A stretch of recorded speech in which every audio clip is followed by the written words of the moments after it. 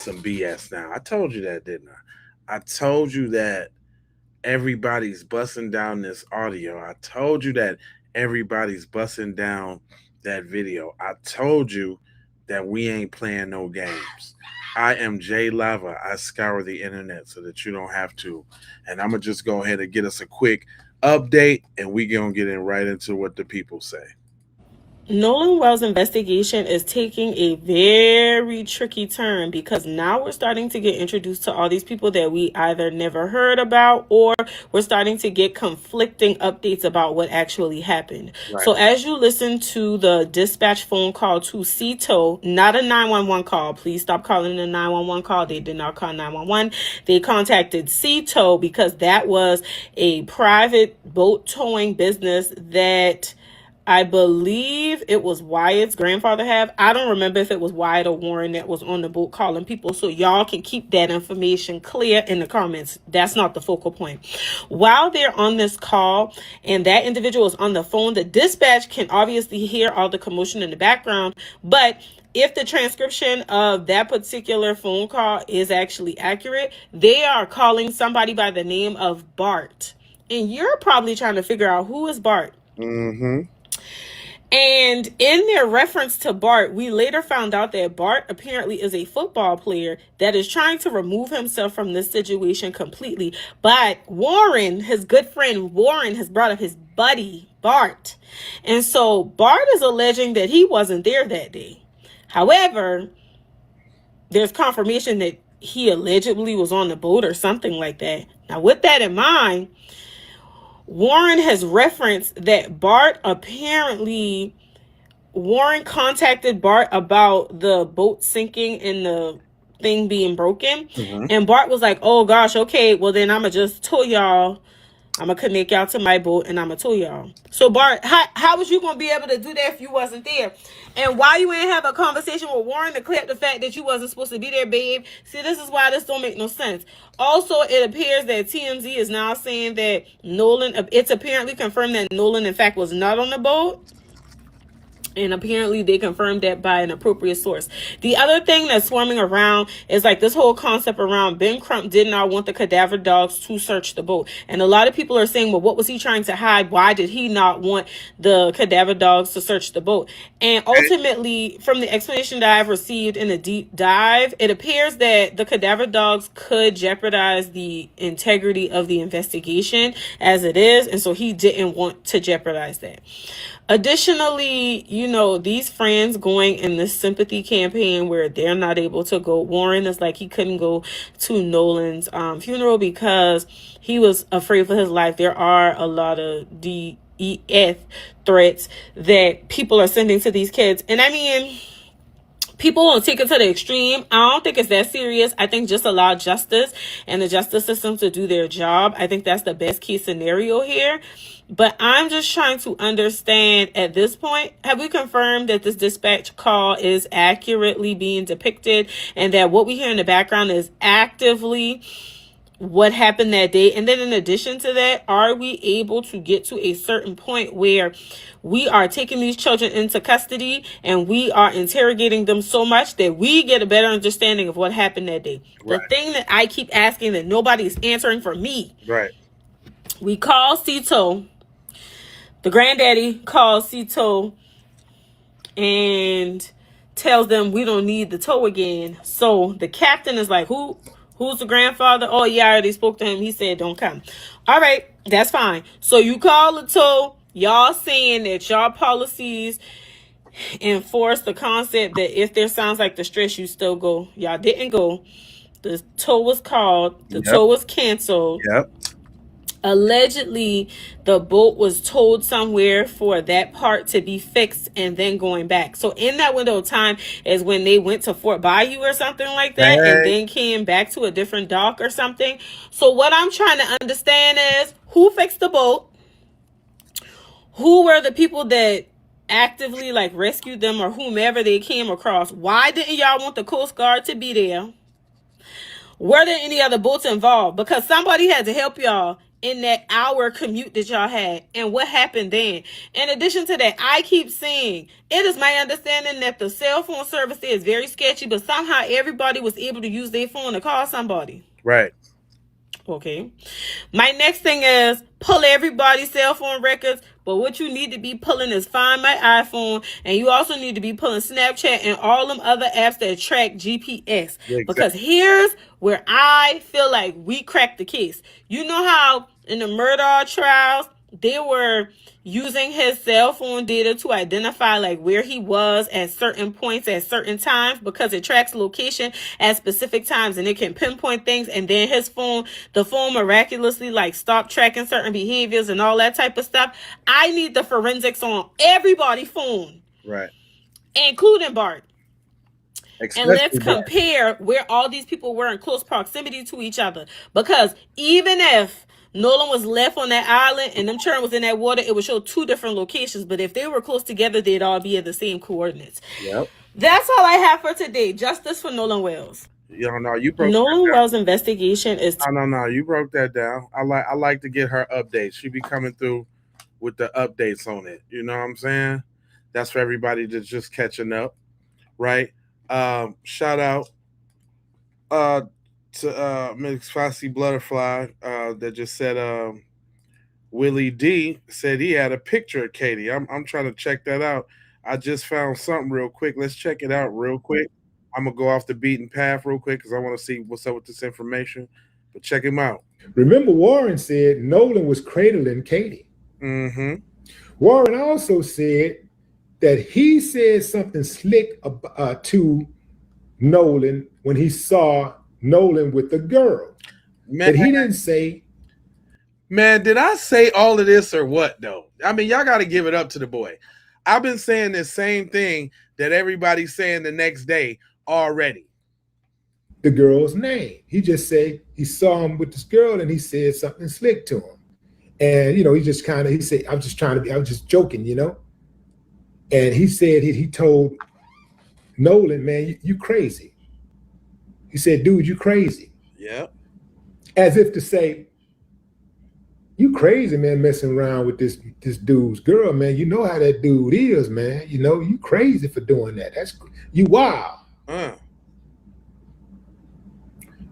It has also been revealed that on the 4th of July, this so-called best friend of Nolan Wells was trying to purposely leave Nolan behind at home. They didn't even want Nolan on the trip with them. Perhaps it was because they knew Bart would be there.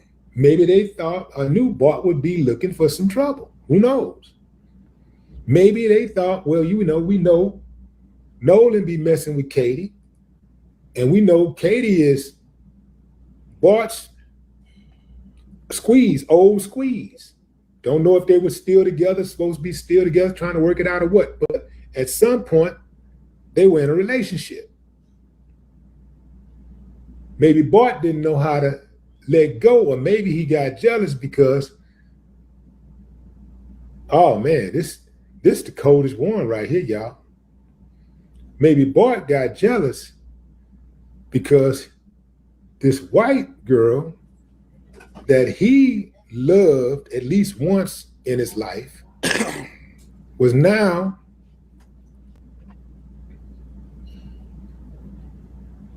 involved with a black guy. Oh man, talk about whoo. Man, have we been saying that or have we been saying that? Have we been saying that or have we been saying that? And then the funny thing is, everybody in the world is trying to help this dude cover up. It's the kicker of the football team. Y'all doing all of this for the kicker on the football team. Now you know they talking about. Now you know they talking about is alcohol. Y'all know it's alcohol, right? I told y'all. Remember, I was making a big deal of them saying alcohol in the interviews. Well, check this out.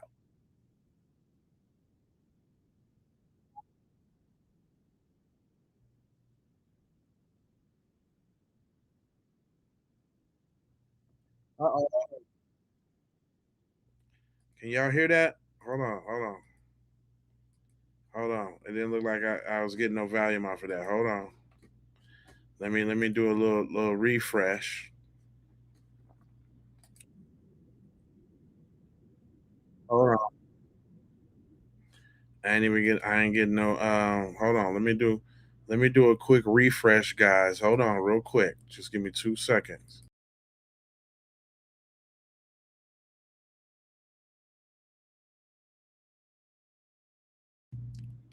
Oh yeah.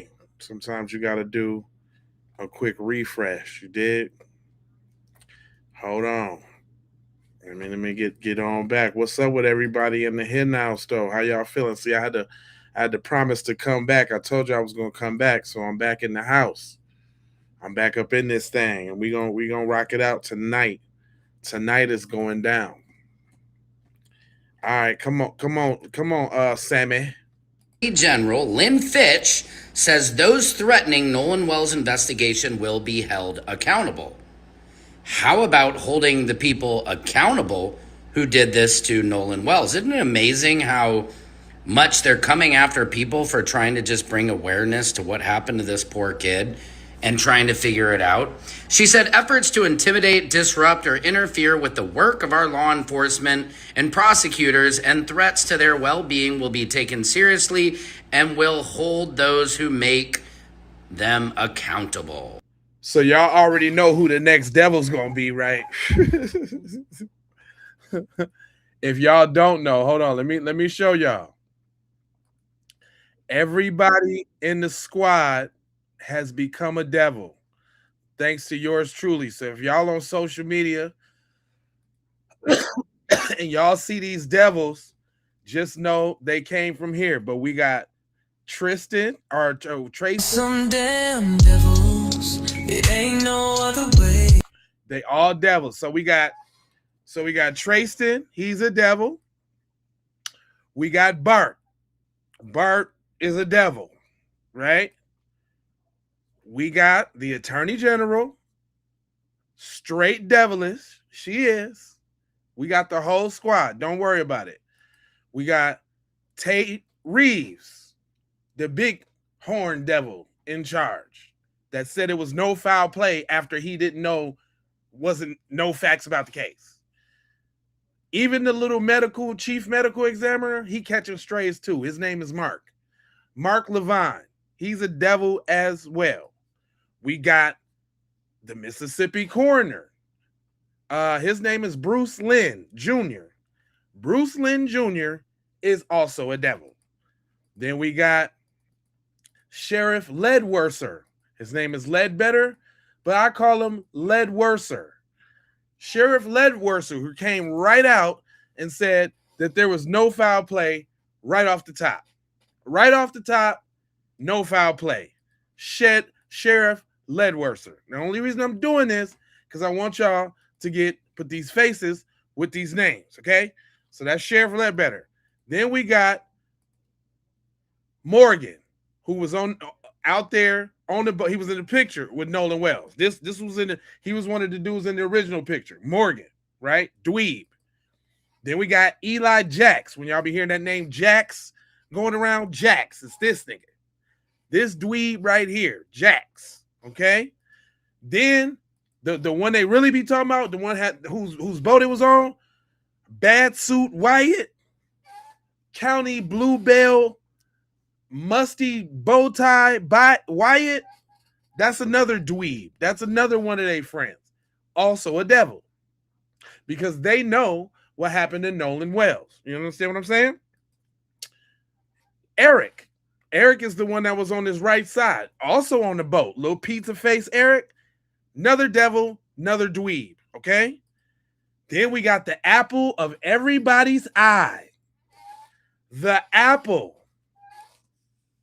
The one they doing it for. The one they got the cape on for. Mrs. Katie Devilish Mayo Buns McCormick. That's her. That's who they. So this was supposed to be Bart's chick right here. Bart was supposed to be on this one. And then last but not least, we got fake friend Warren the Devil Hudson. Warren the Devil Hudson. And it all, just so y'all know, it all got kicked off. Hold up. The reason why they questioned in the autopsy, right, is because of the devil, Stacy Turner. Stacy Turner is also the devil that has also marked some black men's cases suicidal and inconclusive. She's already done that. So this is the reason why we questioned in the autopsy. Where that neck at, Stacy? Stacy, where that neck at? Right? Then you got your boy, the Mississippi Public Safety Commissioner. He talking about urging the public to stop speculating on Nolan Wells' case. Speculation on what, little devil boy? What you talking about, man? Huh? He can get it too.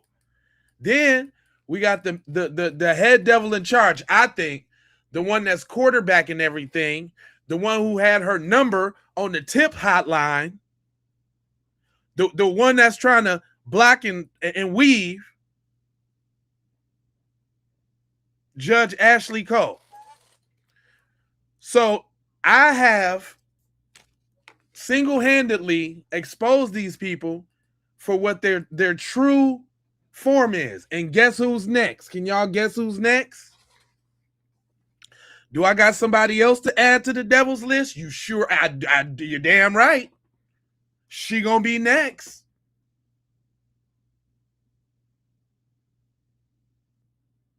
Thank you for the jewels. Oh yeah, she gonna be next. This is what we do here. Make sure you hit that subscribe and like that thing. You know what I'm saying? Because we're not playing games over here. And listen, just so y'all know, I know some of y'all knew. Y'all like, dang, this chat racist. They be over here on some BS in the chat. Well, listen, this is the policy over here. I got mods. We let them do what they do in the chat for two reasons. One, because you wouldn't believe any of the things that I told you if you didn't see the goofies over there in the chat. Two, is because, like I say all the time, it's the yin and the yang of this, right?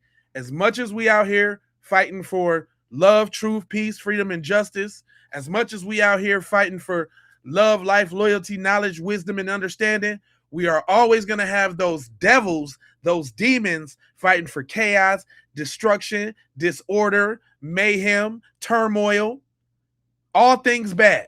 So we need them. It's the yin and the yang. We need them. Where would we? How would you know what light is if you didn't see dark? So the dark is in the chat. And we've also deduced that they're workers. We got some dedicated workers to the channel that can't help but come back. And every once in a while, you'll see me clown them a little bit, but we on the program right now. But she's next, y'all. That's the next up on the devil's list. So y'all will see her.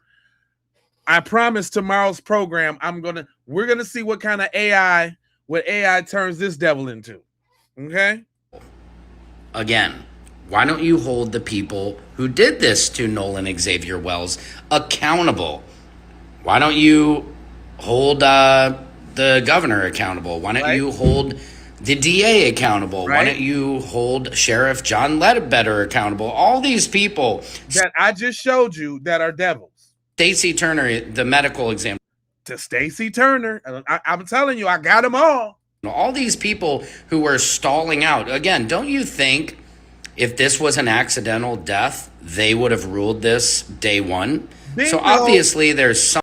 I said that if this was a drowning, if this was accidental, they would love nothing more than to say, oh, there you go. Just a dead little Negro. Hey, nothing to see here. Told you. Told you guys. Told you. But nope. We know it's the foo-foo sticks because all the cover up and all the snatchback. It's too much cover up and snatchback for it not to be foo-foo. It's too. I'm gonna get on Officer Tatum in a minute. Don't you worry about it. Something more to this, and they need to release the initial autopsy. Right. They need to give the throat and the lungs to the family so they can get that second autopsy, so we can just rule out that it wasn't an accidental drowning or it was. But what are you guys holding up? And why would the Attorney General, Lynn Fitch, be now threatening people for just demanding answers? Now, obviously, if people were making any kinds of threats to public officials or any of the family, I understand that's not okay. But if they could put all of this energy towards actually solving this case, they might not have to make statements like this. Secret Service Sam out Samson for president of the world. That's right, Sam. Now listen to this. Listen to this. All of that shucking and jiving. We know that Nolan's friends is guilty of something.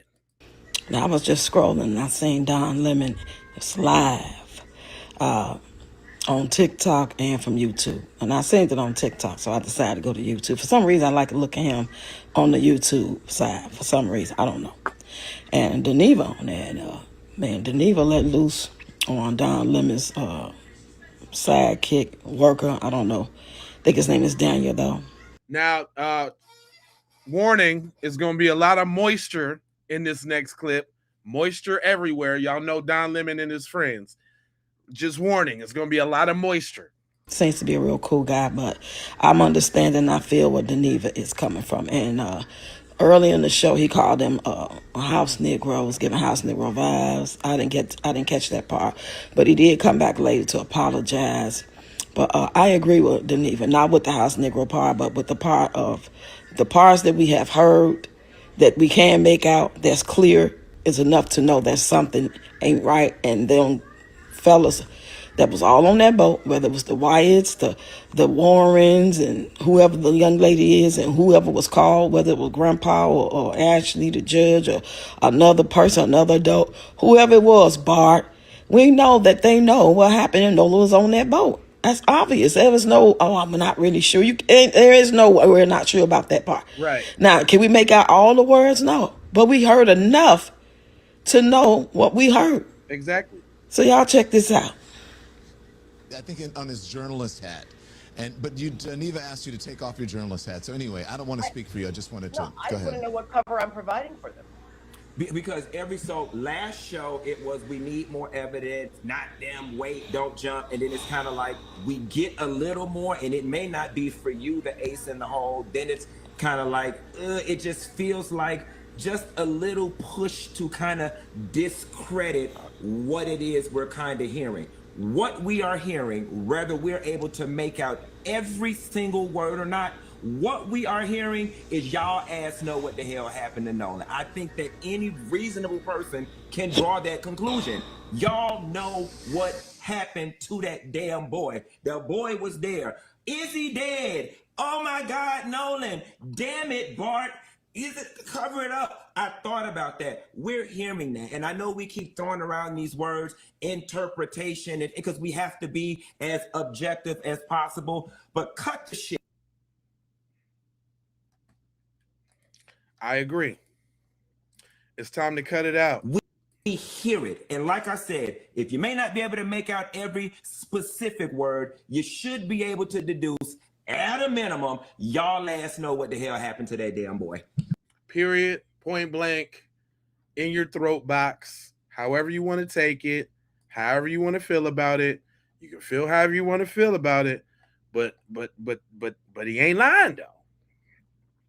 There is no lies detected in any of the circumference of anything that he said. And I would just have you know that. Then y'all know that Officer Race Batum Tatum had came out with some photos, and we ain't having them either. Because guess what? They don't look right. I want y'all to check something out for a second. I want y'all to bear with me, because we're going to break down something that Officer Tatum said. He said that this is a picture of the guys being told. I want y'all to pay attention. Look at everybody closely. Everybody closely. And I'm going to show you the picture of the back of the boat. Pay attention. Look at all their clothes and what they're wearing. Okay, so you see this. Pay attention to their clothes, what they're wearing. You see what everybody got on. Now we're gonna take a look at Nolan's friends that he went out there with, because this is supposed to be them. Tell me, do anybody have on those clothes? Does any of those guys on that towboat look like any of the so-called friends? None of them. Does anybody look the same? Not at all. You can go back. Matter of fact, let me do it for you. I'm gonna show you. And I want to know if I don't know if they changed clothes or what this mystery is, but do any of those guys look like they're matching? Try to match the trunks. The only one closest dude right here in the dark blue, but his physique is clearly not the same guy. But I just want you to pay attention. Again, does any of this look like it matches anything? Not at all. No, right? I don't know about that right there, but none of this. The back, anything matches? No, right? Okay.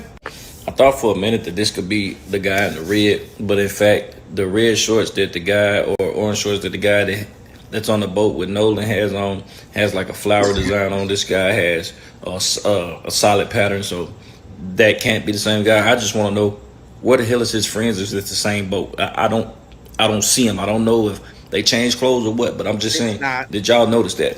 It's not. Also, Tatum said that they was being towed at this time in this picture. I want y'all to read the rules of a tow. It says no passenger must never stand on the rails, gunwales, or seat backs of the boat while being towed. Passengers should always wear life jackets, remain seated inside the boat, and keep a safe distance from the tow line and to prevent falling overboard during sudden jerks or turns. Safety rules during a tow. Stay seated. Remain in low, designated cockpit or cabin seats inside the hull. Avoid lines. Keep clear of direct lines and high tension ropes in case the cleat or the line breaks. Wear life jackets. Ensure all passengers have on a U.S. Coast Guard approved personal flotation device and it is properly secured. So, okay, that's the rules. Read. No passengers must stand on rails. What do we see? We seen all that.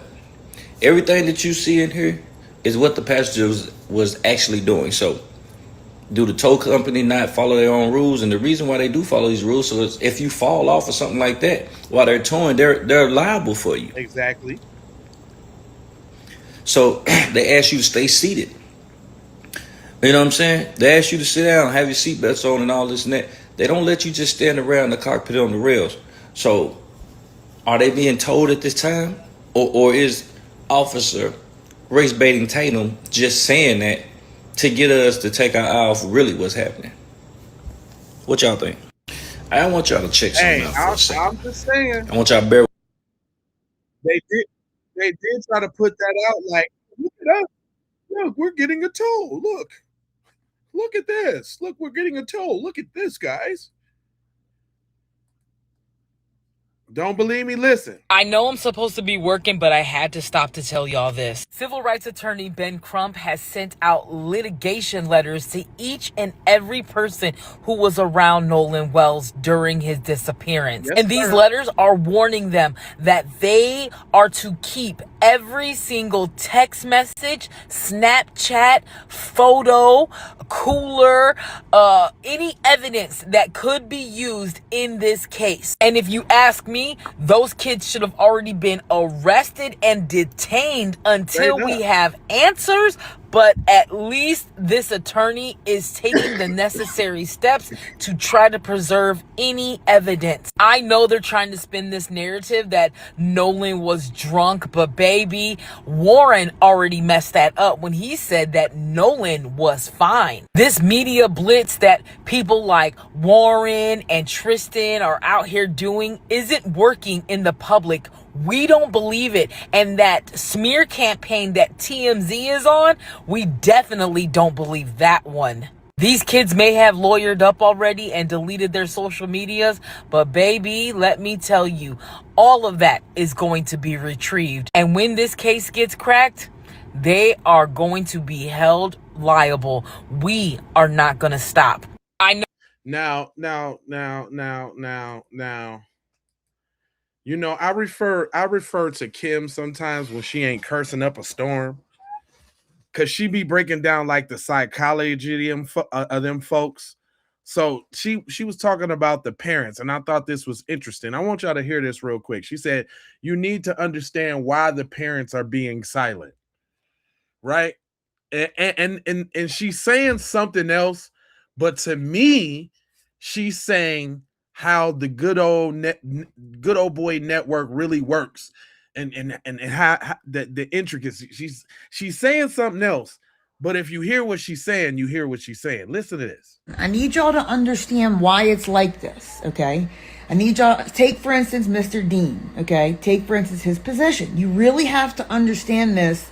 And it's not like I'm trying to like let the parents get off. This community is very dangerous, okay? If Mr. Dean would say something, they know where he lives. His whole family's in jeopardy, and in serious jeopardy. I'm not talking about reporting a post, okay? This is literally their lives on the line if they say the wrong thing. So I bet a lot of these parents, are shitting their pants. They don't want to be involved in this, but they're being pressed to be quiet. They're being pressed by all the powerful people in that town because they will go right to those people's houses and kill them. Okay?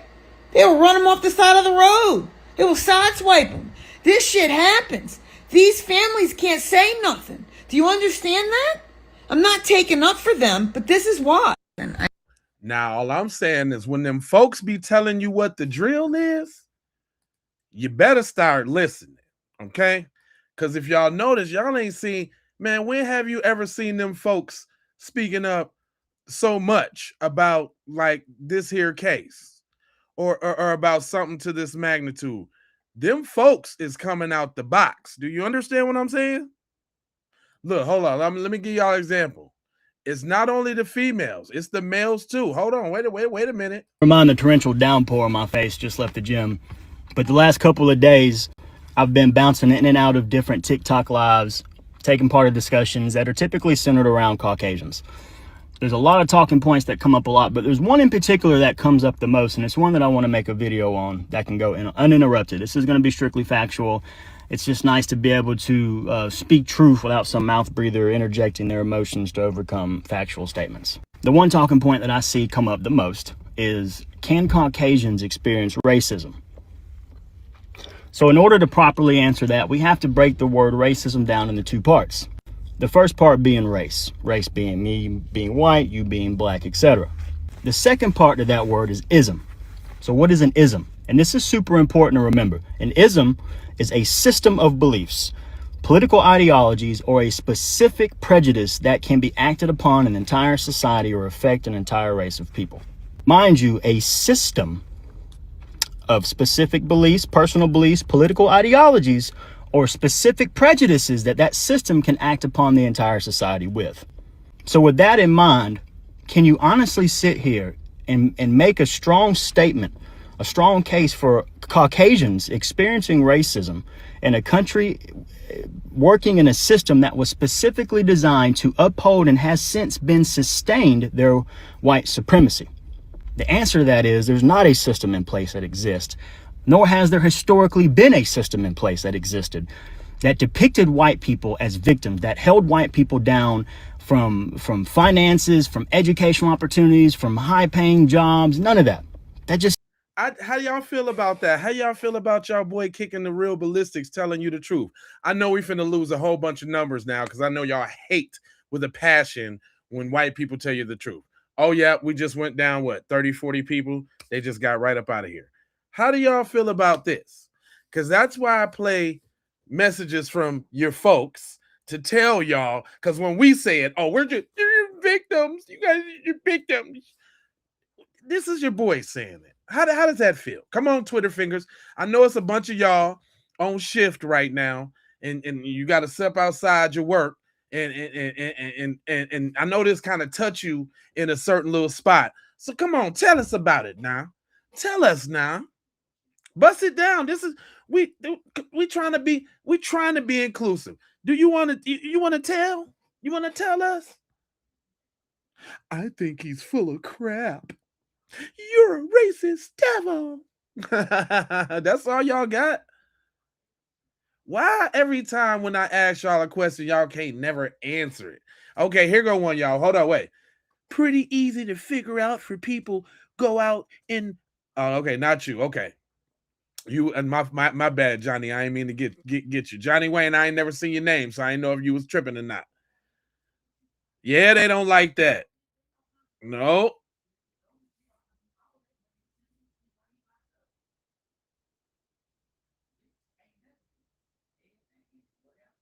I was just trying to give y'all a little chance to for a retort. I don't see anything. All right, so I'm gonna go ahead and let that go. Go ahead and let him cook. Simply doesn't happen. See, where Caucasians get fucked up at in this whole speaking point is you're confusing what it is to experience prejudice or discrimination for racism. Meaning you have anecdotals, right? Maybe you got discriminated against at your job because you're a male or because you're white. Maybe somebody called you a cracker or a honky or a snow roach or 8.5 or a sun dodger. Stormtrooper or a cornstarch warrior. At most, your feelings get hurt. That's all. That's all you get. Little feelings hurt. You get a little tap on your bottom, and it don't feel. Look, I lost about 100 people when I said that.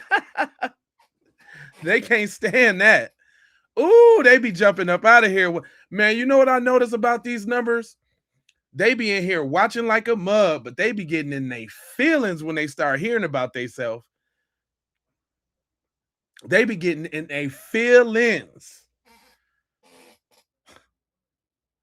If you know, you know. What's already known ain't got to be explained. Cornstarch warriors, I caught that. I liked that one too. I liked that one. I was like, I'm gonna have to tuck that one in there somewhere. I'm gonna have to tuck that one. Cornstarch warriors, I'm gonna have to tuck that one.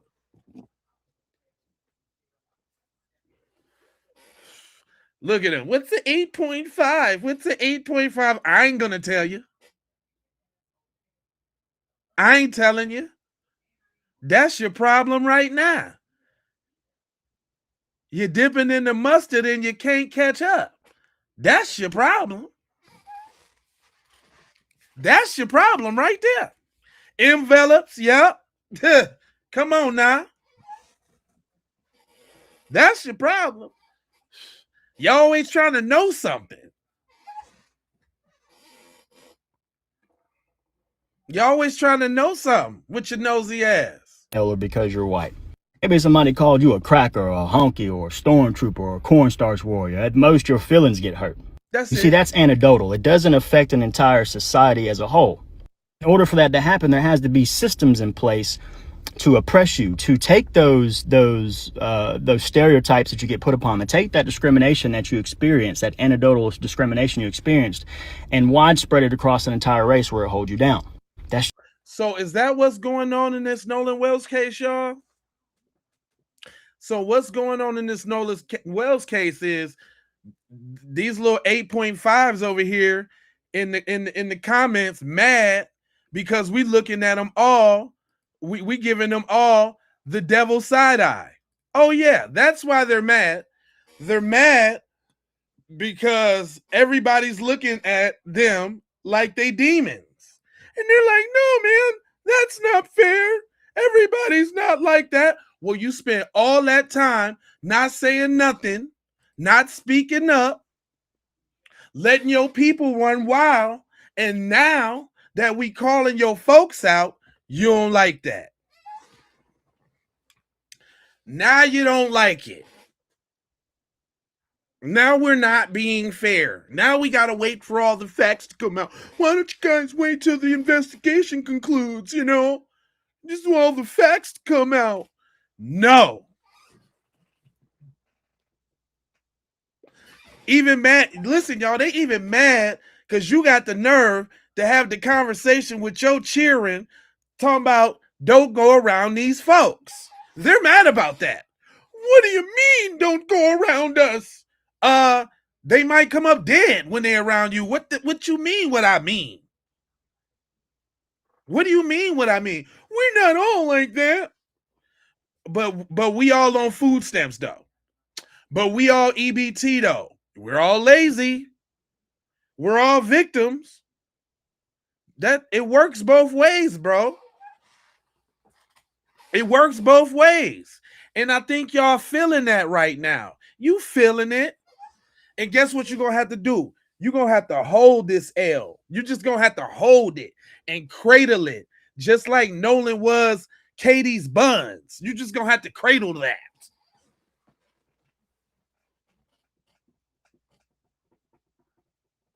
It's a cradle situation. It's time for you to cradle it. That's what you do. You know, it's time for you to do some cradling.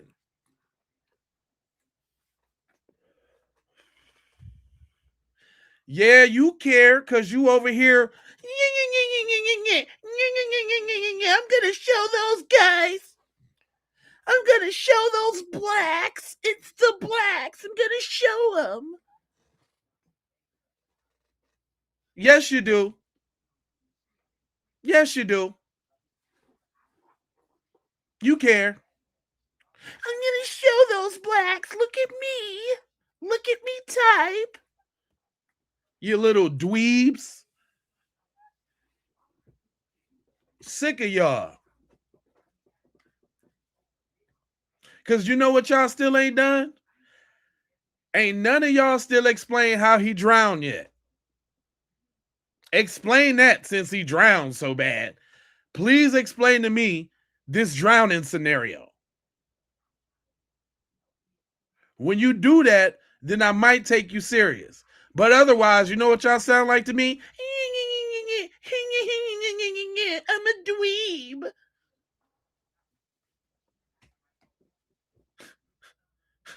All of y'all. Especially you workers. Island Charles, that's what's up. Welcome to the family, bro. This is how we do. Yeah, crickets like a mug. Neon crickets. Hey, and I always lose a couple hundred people, but you know what the beauty of YouTube is? They're gonna send a whole nother wave of dweebs in, and I'm gonna get them again. I'm gonna get them one more time. Now y'all need to hear what your boy's saying, because when they be telling the truth, y'all don't be wanting to listen. Word, Charles, I appreciate that. Y'all need to listen. Let me bring it back, because he was telling you now. Caucasians get fucked up at in this whole speaking point is you're confusing what it is to experience prejudice or discrimination for racism. Meaning you have anecdotals, right? Maybe you got discriminated against at your job because you're a male or because you're white. Maybe somebody called you a which never happens, by the way.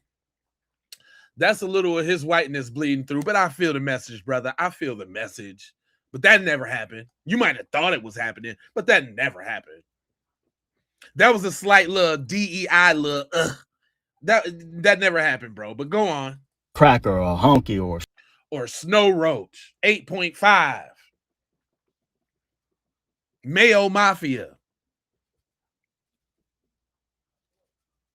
Translucent Salamander.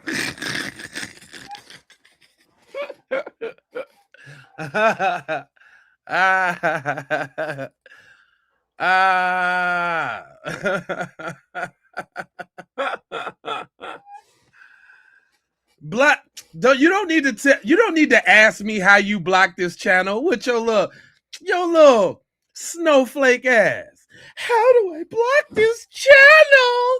Ah! You're a buster.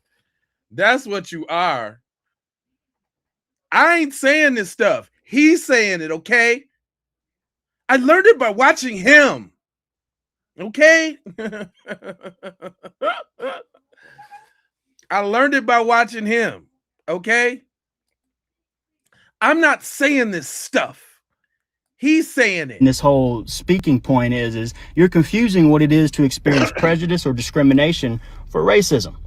Meaning you have anecdotals, right? Maybe you got discriminated against at your job because you're a male or because you're white. Maybe somebody called you a cracker or a honky or a stormtrooper or a cornstarch warrior. Cornstarch warrior is one for the books, though. I don't think I've ever heard cornstarch warrior. Like, I think he tried to inject that one into the lexicon real quick. He ain't slick. He want to hear us. I'm gonna start saying it too. Cornstarch warrior, love it. Let's do it. At most, your feelings get hurt. You see, that's anecdotal. It doesn't affect an entire society as a whole. In order for that to happen, there has to be systems in place to oppress you, to take those stereotypes that you get put upon, to take that discrimination that you experience, that anecdotal discrimination you experienced, and widespread it across an entire race where it holds you down. That's just simply not possible in this country. It's almost as cringy as a talking point of trying to say that white people were slaves at one point in time. That's just simply not true. Indentured servants? Absolutely. See, to be an indentured servant, you had a debt that you had to pay off, and you went into a contractual agreement with another individual to pay off that debt. Now, mind you, this was very grotesque forms of peonage, but there's still an end game. Right? There was still a payoff, and that payoff mostly was a ticket to the United States. Sometimes it was a piece of land, sometimes it was livestock, but there was a beginning, there was an end, there was a contractual agreement. You had to agree to do this, to be an indentured servant. Completely different than chattel slavery. You weren't born into slavery. Your kids weren't forced to procreate one another to create babies into slavery. It simply is a mute talking point, and it is the worst deflection Caucasians can come up with to evade accountability. Damn. Just like that. Just like that. Yeah, the truth hurts sometimes. It do. And I try to be fair and give y'all a little bit of truth on the other side of the game. On the other side. Just a little bit.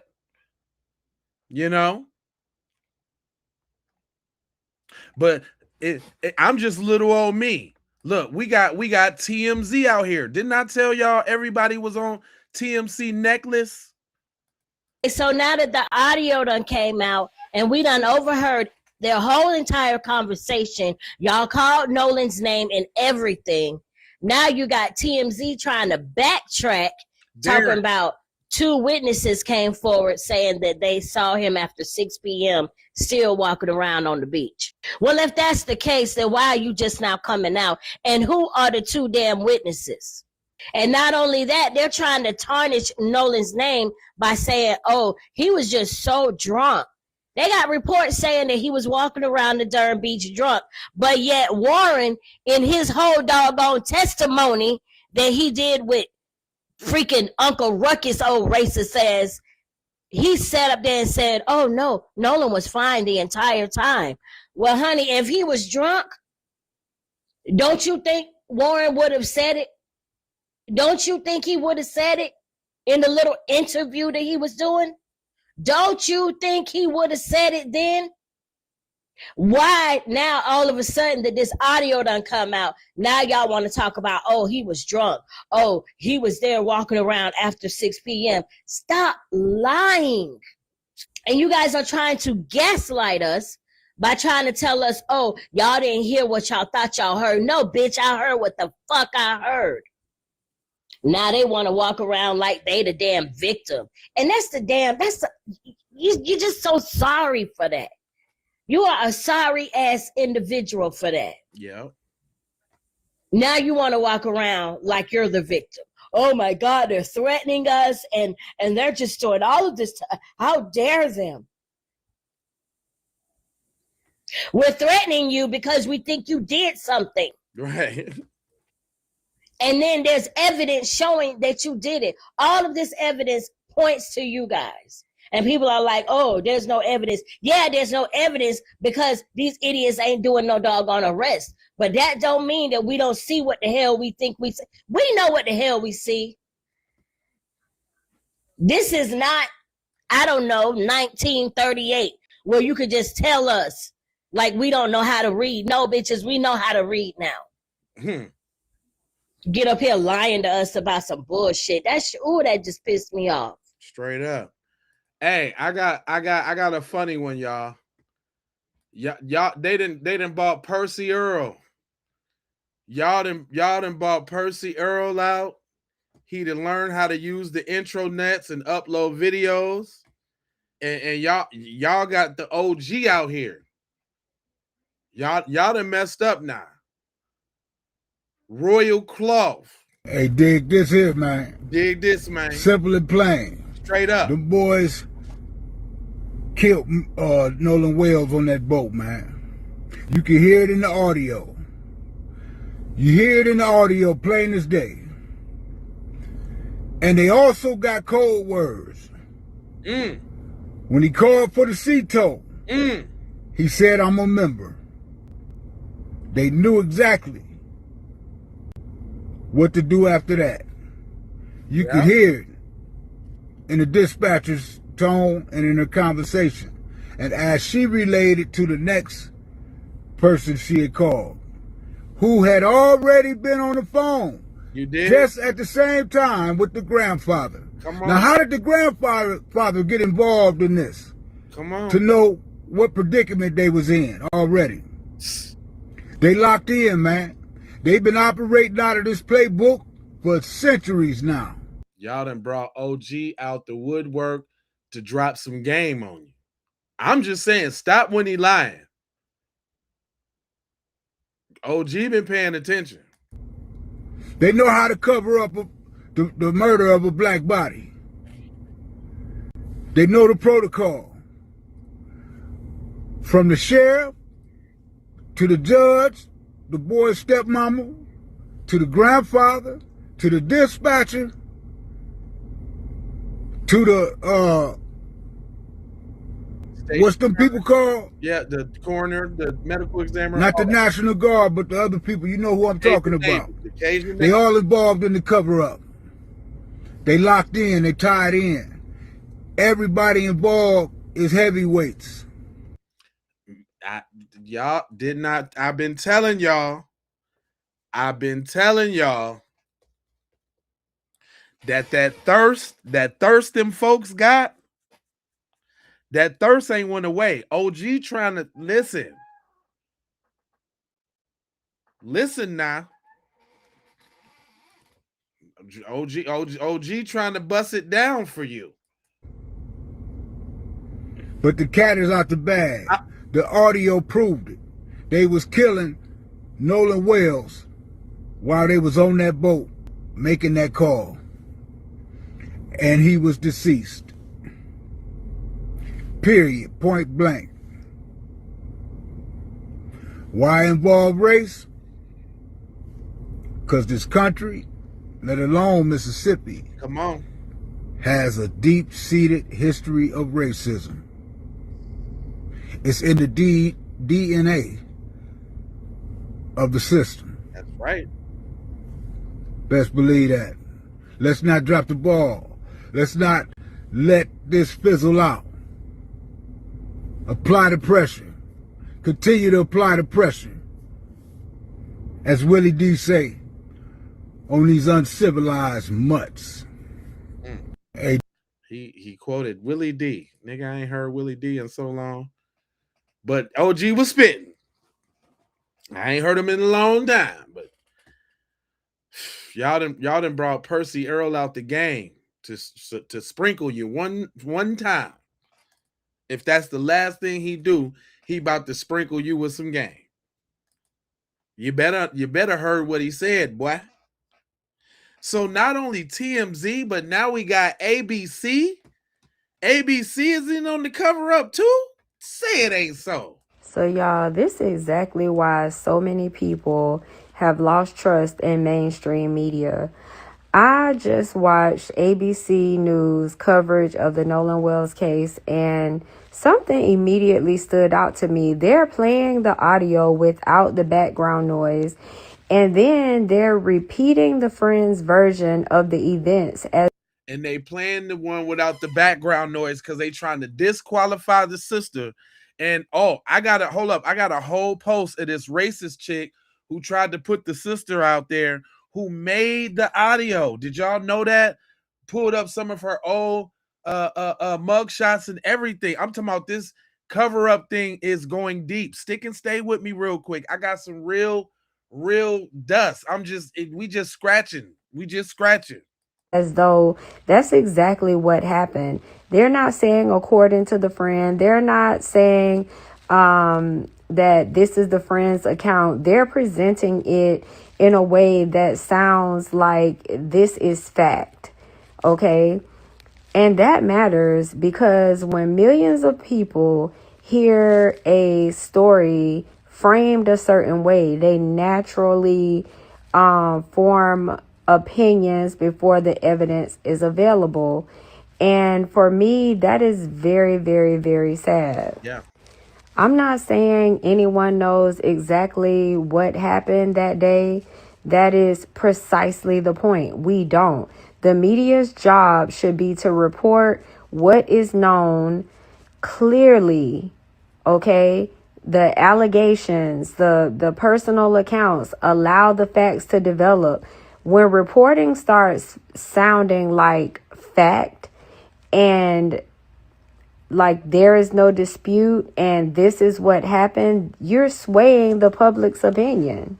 Like, they know exactly what they are doing, because once public opinion is shaped, it is very difficult to undo, even if new evidence later tells a different story. Right. It's sad, and these news outlets, they should be held accountable for when they present the news like this. Like, go and watch it for yourself. I don't even want to post it on here because we'll watch it. Don't worry about it. Thank you, sis. I will appreciate that. Let me drop a little like on that thing right quick.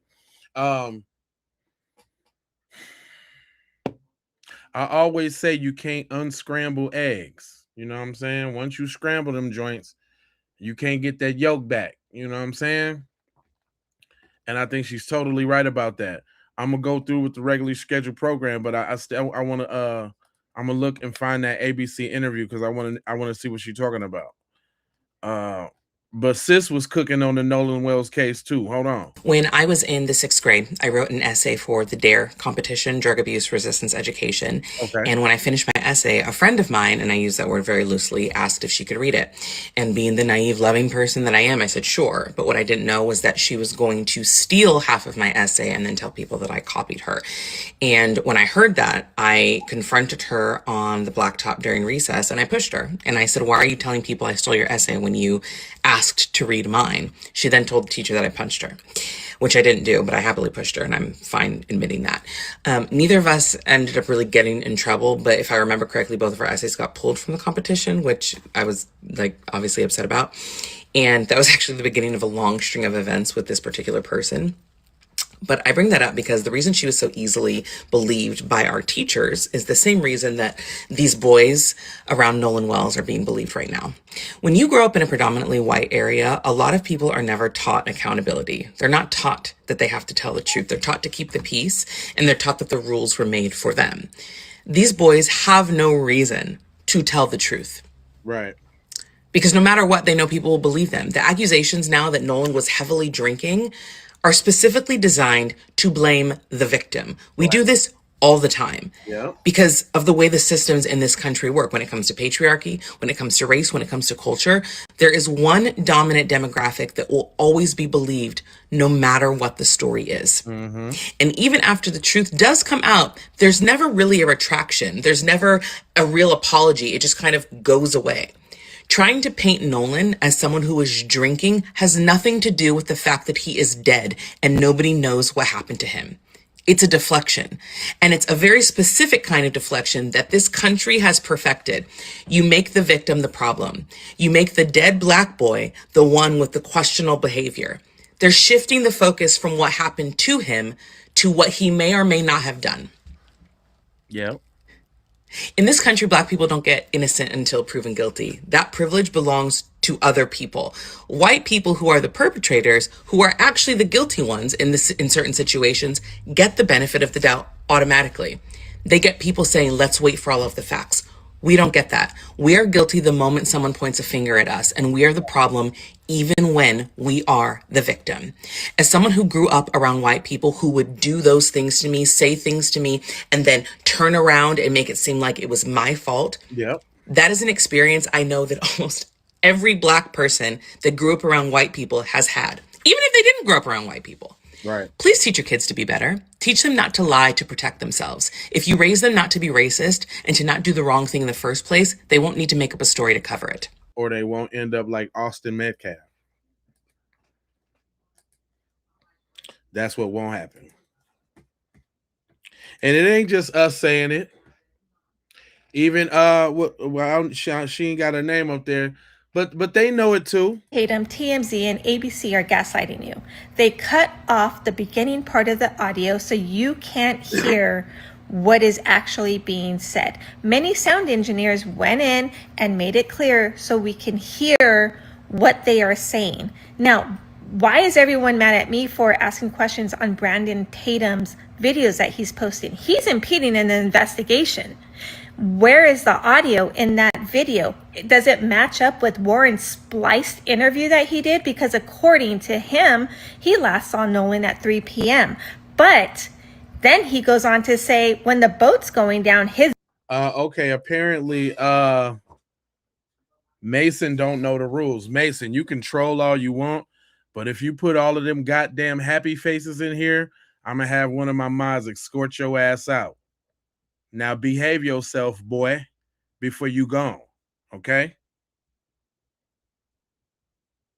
We don't need all your it take you a long time to even do that, you little dweeb.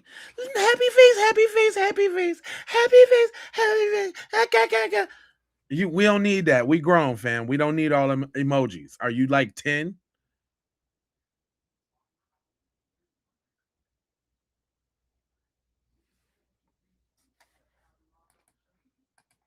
his buddies are saying, Nolan, get the F on the boat. Well, can you hear that in the audio? Is that before or after? Because they also said there were 3 boats back. Not to mention, we can hear Bart being called out, who wasn't supposedly even in the area for over a year and who is also supposedly dating Katie before. And look at that. I went through all that without making it a race thing. Brandon Tatum, TMZ, and ABC are gaslighting you. Right. They cut off the beginning part of the audio so you can't hear what is actually being said. Many sound engineers went in and made it clear so we can hear what they are saying. Right. Now, why is everyone mad at me for asking questions on Brandon Tatum's videos that he's posting? He's impeding an investigation. Where is the audio in that video? Does it match up with Warren's spliced interview that he did? Because according to him, he last saw Nolan at 3 p.m. But then he goes on to say when the boat's going down, his buddies are saying, Nolan, get the F on the boat. Yep. Well, can you hear that in the audio? Is that before or after? Because they also said there were 3 boats back. Not to mention, we can hear Bart being called out, who wasn't supposedly even in the area for over a year and who is also supposedly dating Katie before. And damn, she spilled all the tea just real nice and concise. That's see, now we getting down to the nitty.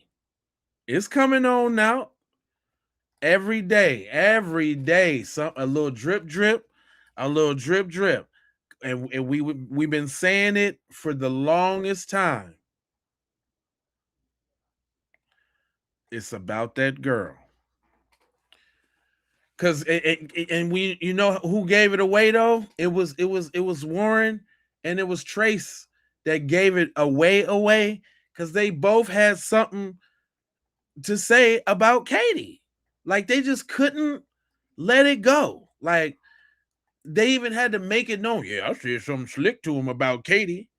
Then and Warren was like, yeah, he was over there cradling Katie. Like they was both about to have a heart attack about that.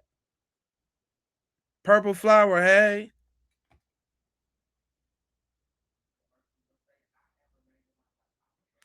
Yeah, man. It's super Susperian. They did it though. We didn't do that. That was them. We didn't listen, y'all. Just let's be clear. We didn't do any of the actions that got them to this point right now. We didn't do none of this. We just observed and we're putting the ones and the twos together. That's all. We ain't do none of this. Think about it. We don't have to jump to conclusions because we can just see what they're doing. The conclusions is right there.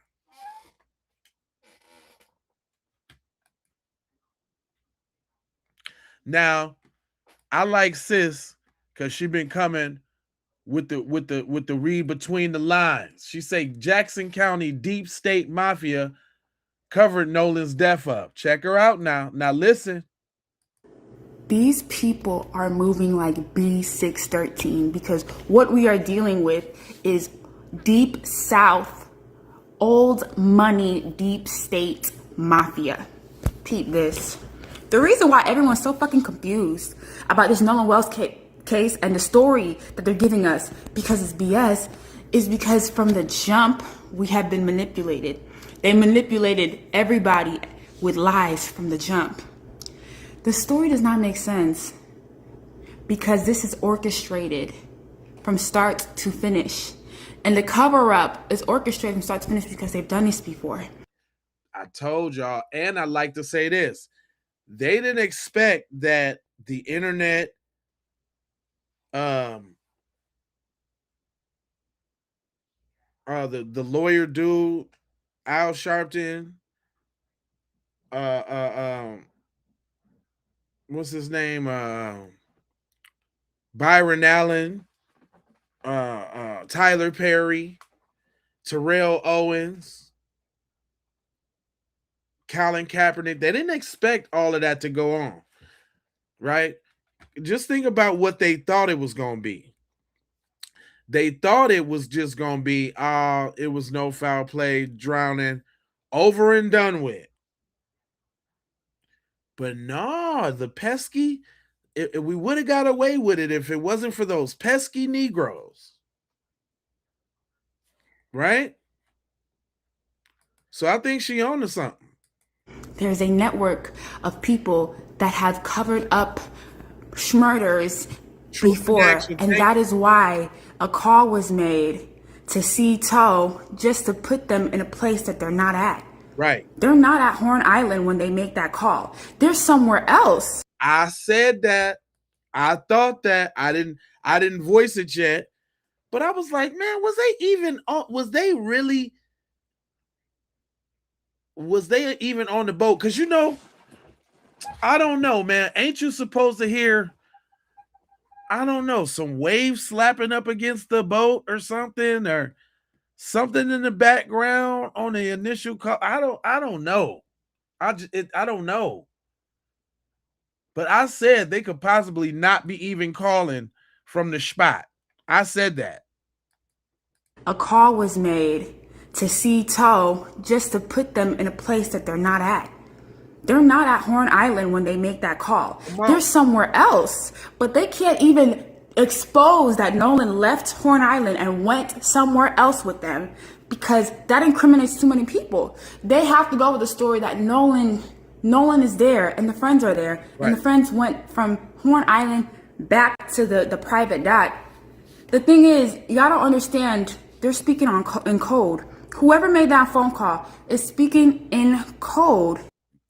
How many people's gonna have to say that? We're gonna listen to that call again. But how many people gotta say that? From the OG to Lil Mama. On whole different sides of the spectrum. Understand, they're speaking in code. Whoever made that phone call is speaking in code. Because the way he goes like, yeah, try Jeffrey. And the lady, Vicky, is actually confused. She's not in on it. But she goes and calls the captain, who I now believe, I have reason to believe is in on it. Because the captain immediately goes, oh, I don't really have time to, take on non-members. We're tied up. We're really busy. And she goes, yeah, but he's a member, Jeffrey. The thing is, like, he's trying to play it off because he already knew that the grandpa called. After that is when he says, oh, yeah, the grandpa called and said the son ended up finding, help. They don't need us anymore. Just the way the pilot is the captain is talking, is giving he's in on the whole thing. Right. Vicky is not. Vicky is trying, she's in emergency mode, because when you say your boat is sinking, that is an emergency. You don't go, yes, the boat is sinking. We want to get this boat unsunk now. Right. No, you will be like, you will actually be very urgent in your talking, because your boat is sinking. You're dying. Their boat is not sinking. They're speaking in code. Vicky is the middle person that doesn't know what the fuck is going on, but the person who called and the captain know what's going on. The captain's trying to brush it off, but Vicky's like, yeah, they're kids and they're just really scared and I just don't know what's going on. Right. Vicky wouldn't let up, so he goes, oh yeah, the grand. Vicky wasn't trying to lose her damn job. Vicky sounded black on the phone, and Vicky wasn't trying to lose her job about not taking these little white folks' concern serious. If y'all hear the call, Vicky sound like she was black. From a couple of her comebacks and the way she was talking, Vicky sound like she was black, and she deal with snotty white people and white kids all the time. Shout out to TikTok, man. If y'all over there on TikTok, y'all got to come over here to YouTube so y'all can join the conversation, man, because I can't see y'all over there. Vicky sound like she was a black. She sound like she was black though. It's an emergency. You don't go, yes, the boat is sinking. We want to get this boat unsunk now. No, you will be like, you will actually be very urgent in your talking, because your boat is sinking. You're dying. Their boat is not sinking. They're speaking in code. Vicky is the middle person that doesn't know what the fuck is going on, but the person who called and the captain know what's going on. The captain's trying to brush it off, but Vicky's like, yeah, they're kids and they're just really scared and I just don't know what's going on. Vicky wouldn't let up, so he goes, oh yeah, the grandpa called and he said, yeah, they're, they don't need any help anymore and they fixed it. Let me talk to the grandson, and then I'll talk to the grandpa again. The thing is, the guy that called hung up for some reason, but yeah, they're trying to get Vicky out the way. Vicky don't know what the fuck going on. The captain do though. That is cold, because most likely they were going to find a way to take Nolan's body somewhere else. That's what people are not getting. And that was what was stumping me, because I was like, what the fuck is the point of making this call? Okay, give them an alibi to put them on Horn Island when they're not there. But then, why would they go out their way? Because the sea tow people, they're actually cleanup crew, y'all. They clean shit like this up. They take boats with bodies and place them in other islands and have other people involved, so that these people can make sure there's nothing suspicious about the body, handle the body correctly so no fingerprints can be attached to them whatsoever, and then at their convenience, strategically plant the body somewhere else, so that when the police officially finds it, it can look like the accident it's not. Right. We talk about how these motherfuckers cover up black deaths, and y'all know that the body was so-called found by an anonymous officer. They said it was an anonymous officer. We don't even know who found the body, really. And remember, even when the dude in the plane was like, when he was flying the plane, first of all, why are you up there flying the plane on the 6th anyway, after the whole thing was on the 5th? But that's another story.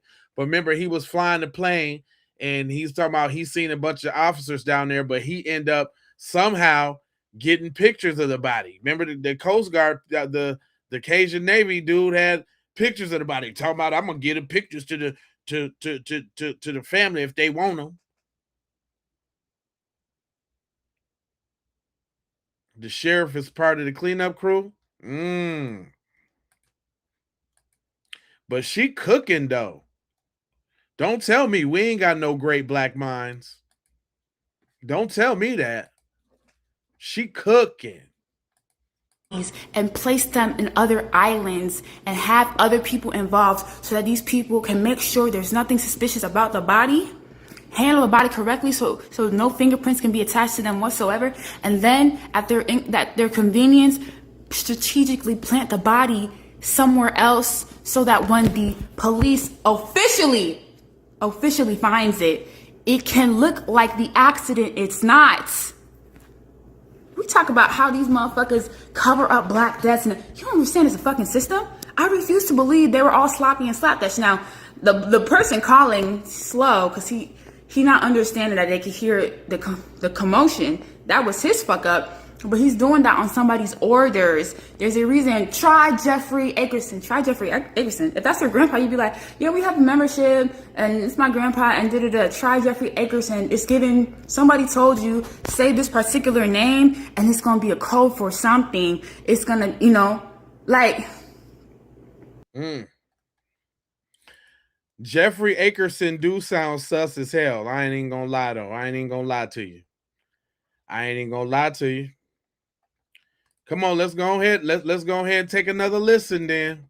I guess that's all we got to do. My brother say he got it locked down. Check it out. Arrest everybody. Judge, I don't trust them investigators, and I don't trust them kids. At this point, the only person I do trust is the good sister, Janetta Brantley.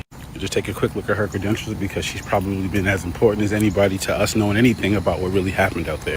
With her skills as an audio engineer, she cleaned up the background noise and created a transcript of what she believes she heard during that initial call. You can go to her page and listen to it for yourself, but you can look at this transcript here of what she was able to retrieve. Can we cover it up? Yeah, I thought about that. Oh, someone says you killed him. Someone says he's already dead. Is he dead? Yeah. You hear somebody say Nolan, oh my God, so on and so forth. Towards the end, you hear somebody saying, get the F up. You hear somebody say, damn it, Bart. And then you hear somebody say, no one's really dead. And I have to share this because the audio you hear on Nancy Grace or on TMZ, the person who did this first was that sister and now has applied pressure to the powers that be to release audio. And they did. One more time, please.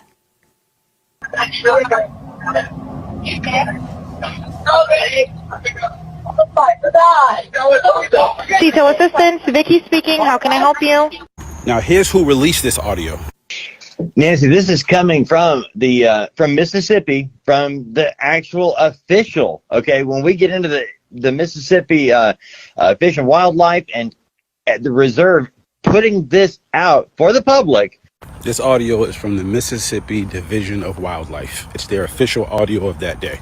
Now, mind you, they don't put this audio out until this sister releases the audio, right? Then all of a sudden, the Mississippi Wildlife, they release it.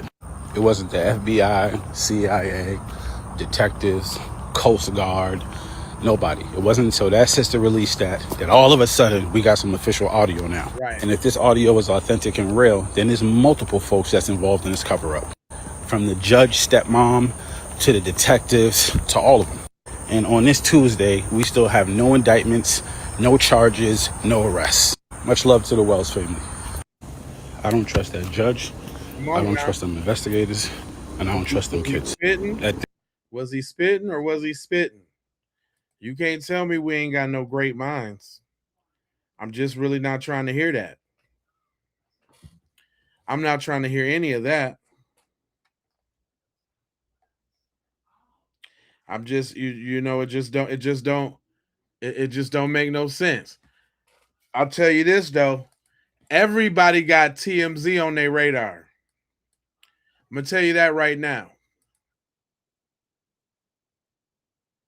Everybody got TMZ all on their radar right now. Check this out. Hey guys, a huge breakthrough in the Nolan Wells case, okay? TMZ magically, after the first 30 seconds that they edited it out, and the sound was out, it was enhanced, there's all this stuff going on. Go ahead and watch my live. An actual audio-visual veteran of 20 years actually broke down without AI what was true, what was fake, and what was true was horrible, okay? However, conveniently, okay, just conveniently, after new evidence leak, the moment verified audio is literally enhanced and revealed, now TMZ is able to get in contact with all the kids and all the investigators that the district attorney told us to hold off and they can't release information. They're now giving quotes to TMZ. The first 30 seconds were released and sound in house. Also, and keep in mind as we read this breaking story, Nobody is disputing what was heard in the audio. You guys remember when I said this is clean up city and cover up? And as new facts become available, they keep changing the story. Let's get into this, all right? TMZ says evidence shows that Nolan was on the island when the Friends boat left. I said, what's the evidence? A Snapchat, a picture? You better not say two magical witnesses. Spoiler alert, it is two magical witnesses. They said evidence apparently shows Nolan Wells was still on Horn Island when his friends left the boat. TMZ has learned. Sources with direct knowledge on the investigation. Now, remember, the Mississippi DA was like, we cannot release any information or the autopsy to protect the sanctimony. But yet TMZ is flowing all through the law enforcement people getting the deep down on what happened. All right. Sources with direct knowledge of the investigation claims authorities have evidence of Nolan being in the Mississippi barrier island after the boat departed on July 4th, which would be a huge development. We're told at least two witnesses who were interviewed by law enforcement say they saw Nolan on the island after the boat headed back to mainland. That's significant for many reasons. TMZ enhanced the audio of Nolan's friend's frantic call for help when the boat was sinking. And people believe they hear someone saying, is he dead? It's not people. It's actually literally on there. Keep in mind, I will say, when TMZ first came out with the audio, they cut out that first 30 seconds where people were lying, is he dead? Is he dead? Keep in mind, TMZ got that from law enforcement and the Marine. Here's what I'm saying. I'm not saying TMZ is crooked or evil. I am saying that they are mercenaries and they go to the highest bidder, is what I'm saying. But let's keep going. They said, but but our sources tell us people in the boat have heard the enhanced audio and are telling people around them the audio is only panic from the boat sinking. So nobody's disputing what we heard. They're now trying to say that panic, is he dead? Is he dead? Was because they were panicking from the boat sinking. But why were they still on the boat if the boat was sinking? Why didn't they get off the boat? Why did they get on the boat that was actually sinking? Because it started sinking. It started sinking and then they departed. More importantly, right? They say the call is from one of the guys on the boat, Wyatt Preon, not Warren, Wyatt Preon, who called Cito a private tow sources. However, the sources won't elaborate on the specifics of what was said during the emergency call. Our sources also explain that even though Cito was sending a boat to tow Nolan's buddies, a friend in another boat saw the commotion and towed them instead. Okay, so here's what I'm saying. If that's the case, why didn't the grandpa actually alert Wyatt about the change of plans instead of playing cleanup with the Cito company behind his back? It doesn't make sense. Wyatt just got off the phone with his granddaddy. His granddaddy told him to call Cito and said, I have a membership. And then he called the captain and said, never mind, but didn't alert his grandson why they're panicking about a boat drowning. I mean, sinking. Okay. Right. More importantly, and this is important, again, nothing makes sense, right? And also, who's the person that told them? Who's the person that told them? How to get unsunk? I don't believe anything these people are saying. Not at all. And also, the sources wouldn't elaborate on the specifics of what was said during the emergency call. So y'all, TMZ can find everybody on the boat. TMZ knows everybody on the boat. What is this evidence that you say that no one was on the island besides two witnesses that saw him on the island afterwards? Mind you, there were hundreds and hundreds of people. You mean to tell me in hundreds and hundred people, when nobody's going into the island, everybody's just on the beach, you didn't see Nolan, which was probably one of a handful of black men there. Out of 300 or 400 people, no one saw Nolan or even a black man except for two people. All right. Okay. I love the way TMZ is really pushing for answers. All right. They said Nolan's self-described best friend Warren Hudson recently told Officer Django that he last saw Nolan at 3 p.m. that day, but claims he talked to somebody personally who saw him at 6 p.m. on the island.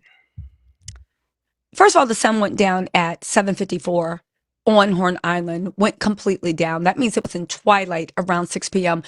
Who did Nolan say he was going to ride back with? And now you're saying you have a mysterious friend that saw Nolan at 6 p.m.? Who? And also, there is maritime law. Whoever agreed to give Nolan a right back had a responsibility to make sure he was on the island. How in a deserted island and nobody goes past the beach? Where was Nolan? How did a whole island leave with 300 and 400 people and Nolan didn't have a right back? And also Warren, his so-called best friend, had no. He did not care whether Nolan was on the boat or not. Anyway, he insists he and his friends weren't even the last people to see Nolan, alleging there were still dozens and dozens on boats around the island when they left. Okay. He said, his friend group told Nolan to get on a boat when they were leaving, but he decided to hang back. So if you left around 4:30, then how come you guys didn't see Nolan? You're saying that only people saw Nolan at 3 p.m. You had to see them when the friends were saying, Nolan, come on.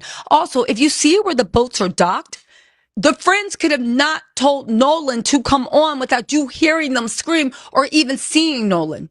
Right. Also, you had to tell them it's a best friend. You ain't tell your best friend to come on. All right.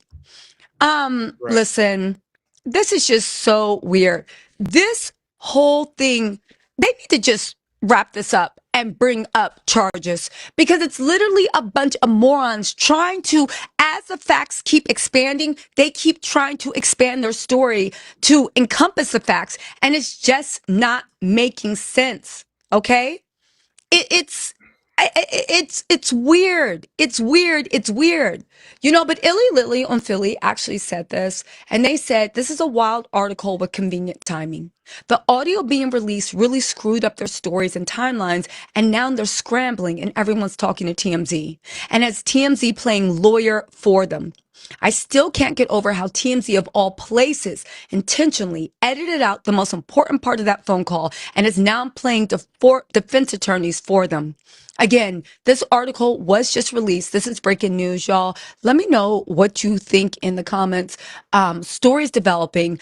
There's an actual psychologist, licensed mental health professional that's actually breaking down stuff that I think I want to hook up to the story. Make sure you turn your notifications on. Promise. I'm going to have, by the time you're finished watching this, I should have the other video up. But you guys, this case is falling apart. Thank for the evil people. Thank goodness. And it looks like we are going to get justice for Nolan Wells very, very, very soon. I like the way she break that down, boy. I'm gonna tell you right now. Listen here. Let me also explain just a little something here. First off, let me shout out to the top fans on each channel. We got Tanea on J Lava. We got Reflex. We got Mortal Men. We got Jarvis. We got Purple Flower 26. Shout out to y'all, top fans on this here young episode. Let me see. Let me go on over here to the Keep It P. Let's see who rocking on the Keep It P real quick on the real quick side of the game. We got a who on the leaderboard over there? We got Mr. Lake Show 11. What's up, homeboy? I seen you tap in earlier too, Playboy.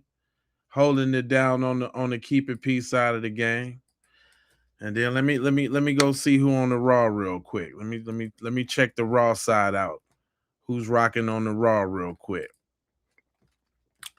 We got the top fans on the Raw. We got Foxy Butterfly, and we got yours truly, beloved. Shout out to y'all in there rocking and rolling. I feel y'all. I just want to, give y'all a little round, you know what I'm saying? Because I appreciate y'all. You know what I'm saying? Because I could be talking to myself.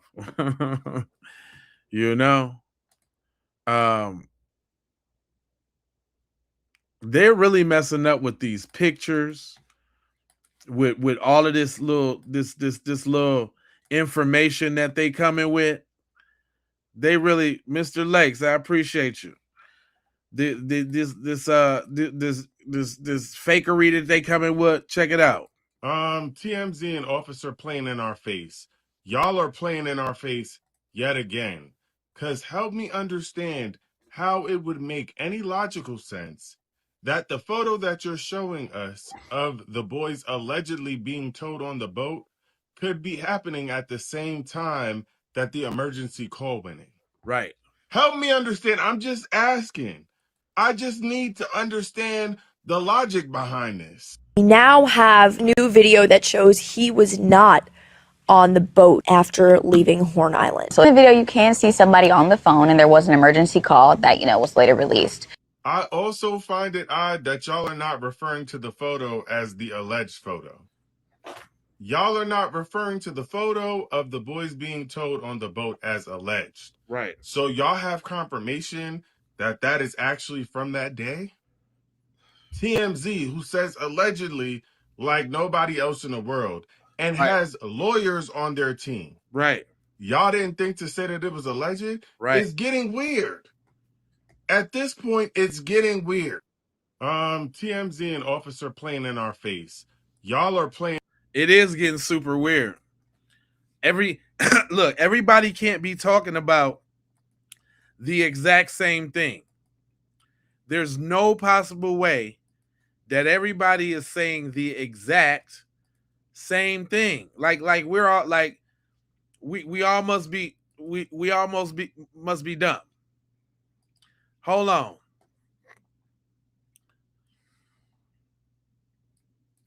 Now we got little hot mama, little Nikki walking down the Ave, and she gonna share a thing or two because she got something to say about the Nolan Wells case. This Nolan Wells case is shocking, but we shouldn't be surprised. Right.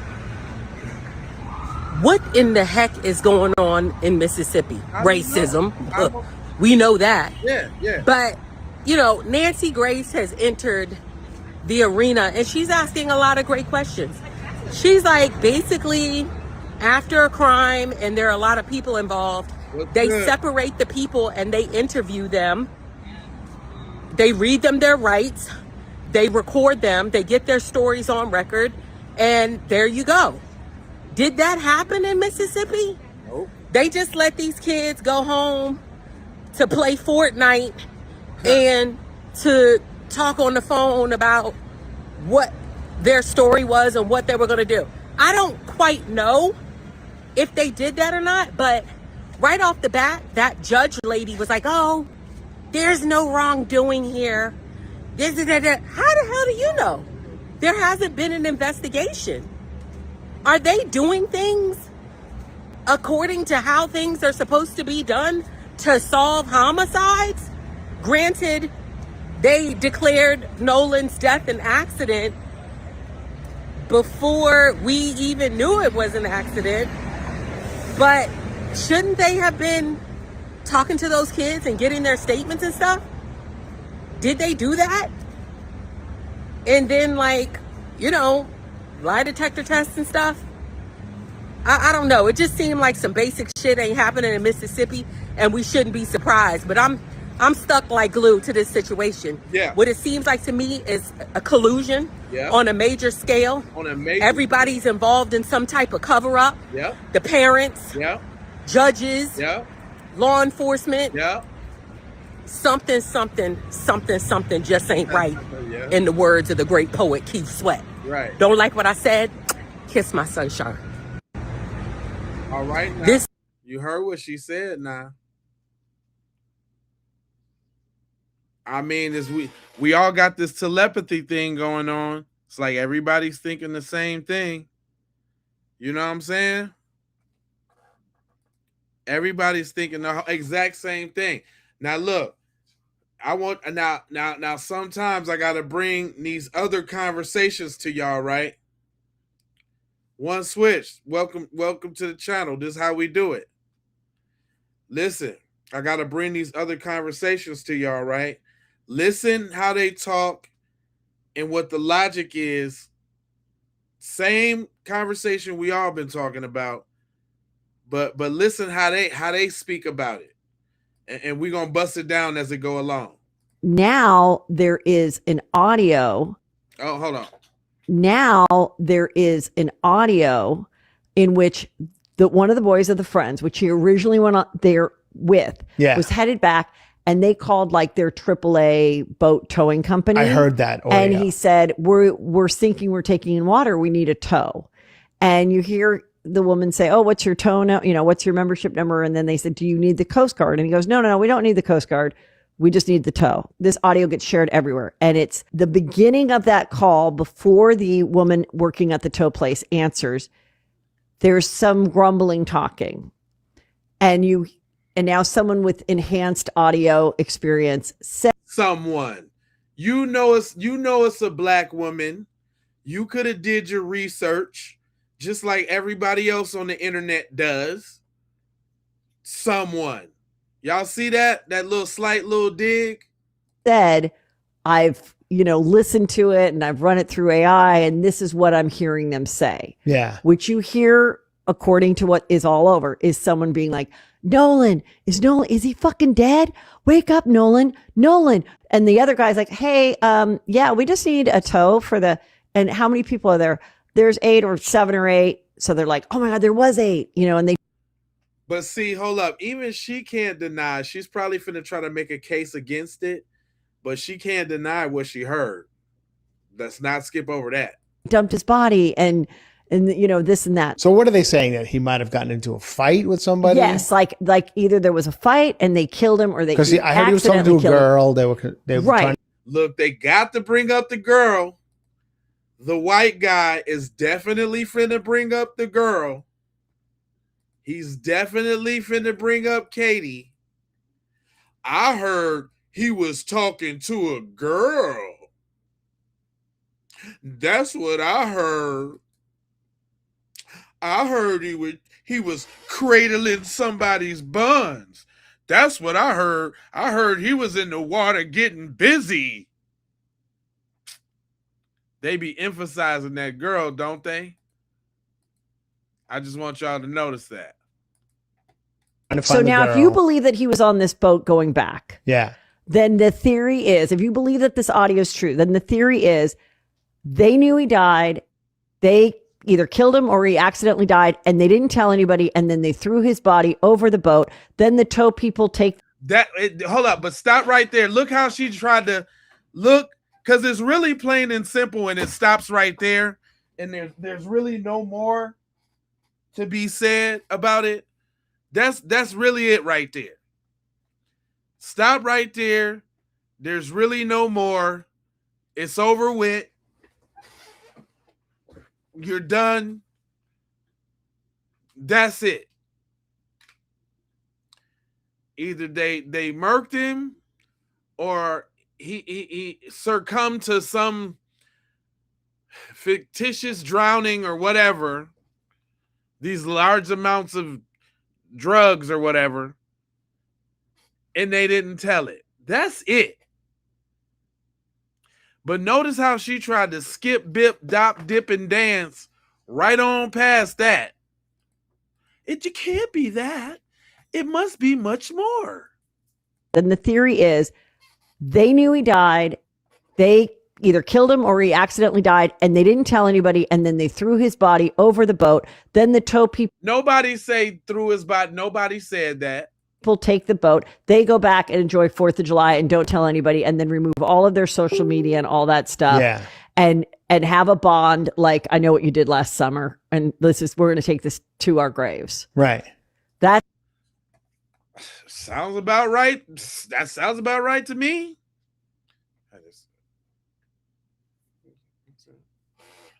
Sounds about right to me. I know what you did last summer. The ideas from those movies don't come from nowhere.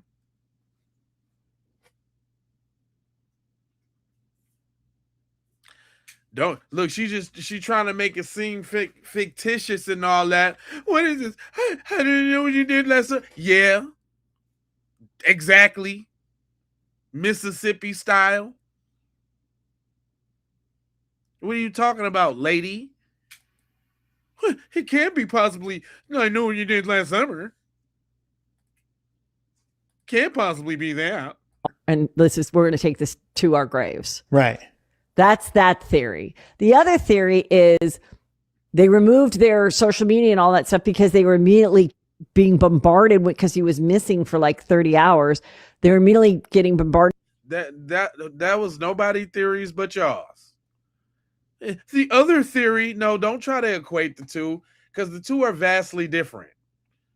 That nobody had that theory that. So look how they trying to be the victim now. Because we were getting bombarded and you guys were just how was you getting bombarded? You can't have it both ways.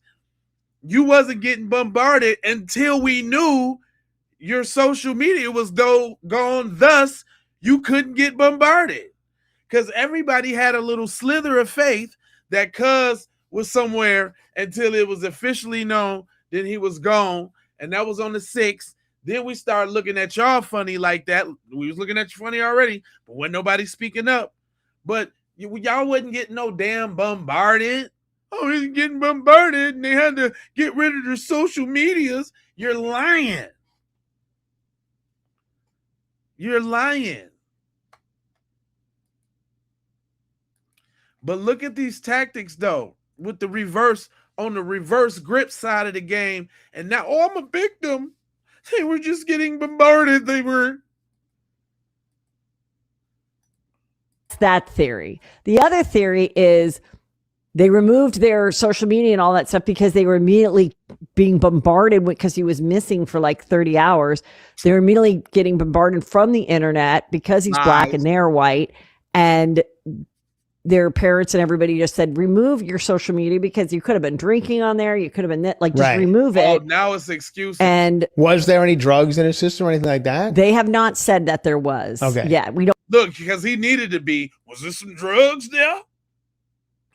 Where was the drugs at? Look how they looking for an opportunity to try to demonize him. They drinking for them, but for Nolan, was there some drugs? Where was the drugs at? I know it was some drugs. Little Buster. Where the drugs? We personally, I don't think we know that, but move it. And was there any drugs in his system or anything like that? They have not said that there was. Okay. Yeah, we personally, I don't think we know that, but they were drinking like White Claws and stuff. I mean, but it still was only 4:00. And so from the beginning, I was like, I think they feel like shit because they didn't communicate well with their friend. And then he ended up either being stranded or drowning or whatever. And they didn't know about it.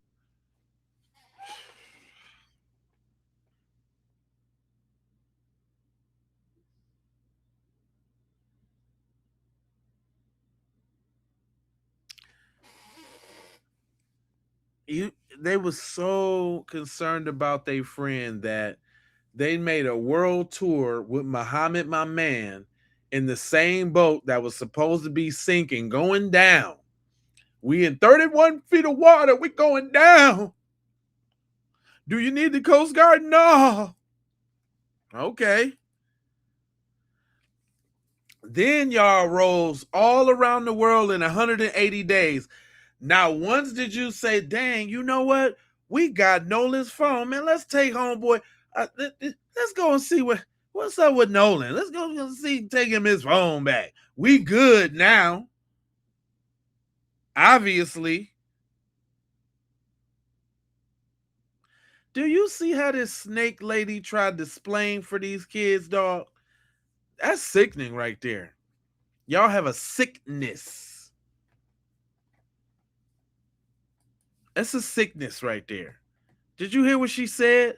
No. So maybe, just maybe. They feel like shit because they didn't communicate well with their friend. And then he ended up. They didn't communicate with their friend. From the beginning, I was like, I think they feel like shit because they didn't communicate well with their friend. And then he ended up either being. And he's like, yeah, that's it. Yeah. And so from the beginning, I was like, I think they feel like shit because they didn't communicate well with their friend. And then he ended up either being stranded or drowning or whatever. And they didn't know about it.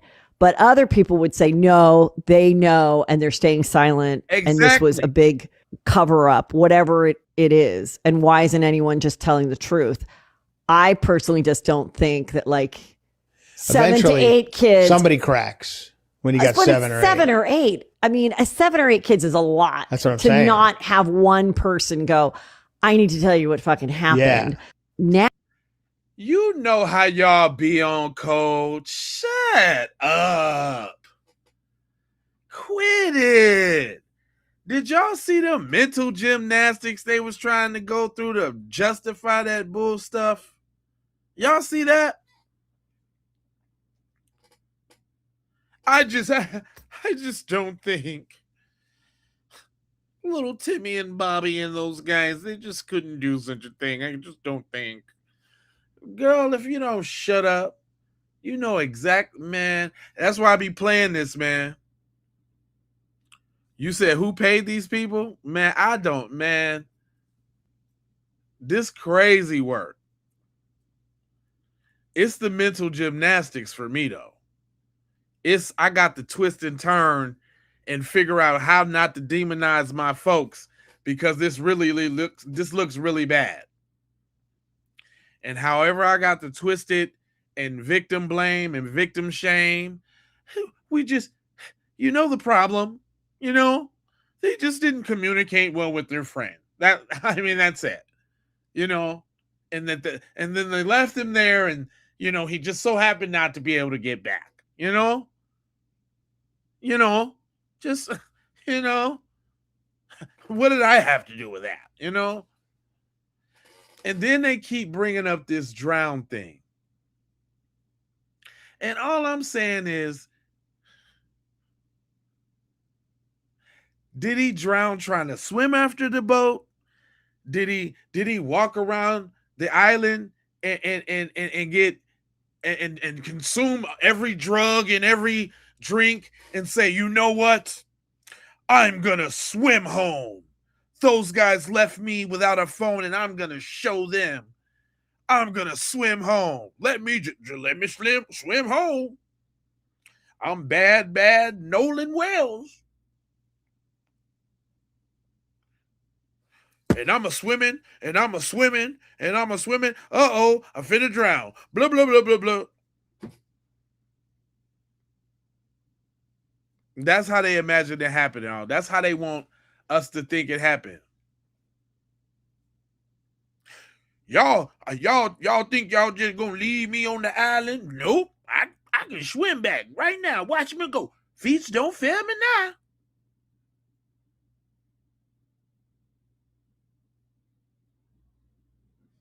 Well, why don't you guys wait till all the information comes out?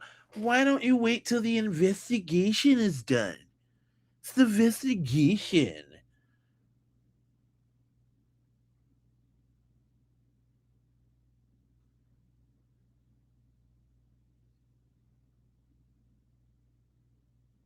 Delora, that's you feel me? Thanks for the jewels. You feel me though? Cause they still ain't told me, or y'all still can't convince me, busters in the chat. When does this drowning scenario happen? Does it happen during the day when there was the thousands of boats lined up across the island?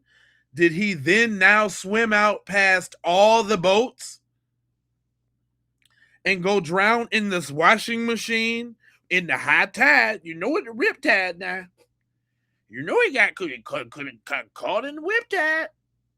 Watch out for them rip tides. Did he swim past the boats? Was he so distraught that Katie left him on the island? And man, Katie!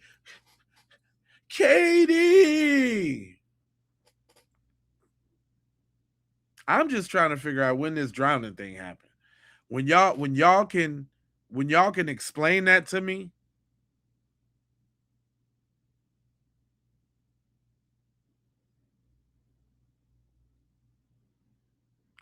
Yep, didn't hear no water in the. It didn't sound nothing like no water.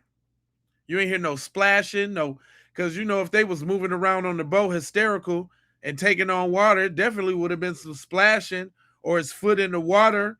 You know what I'm saying? Sloshing around trying to panically panic, sloshing of the water on the feet or something, ankle high. She did ask him, where's the water coming to? Is it ankle high? Is it waist high? And what kind of where the water?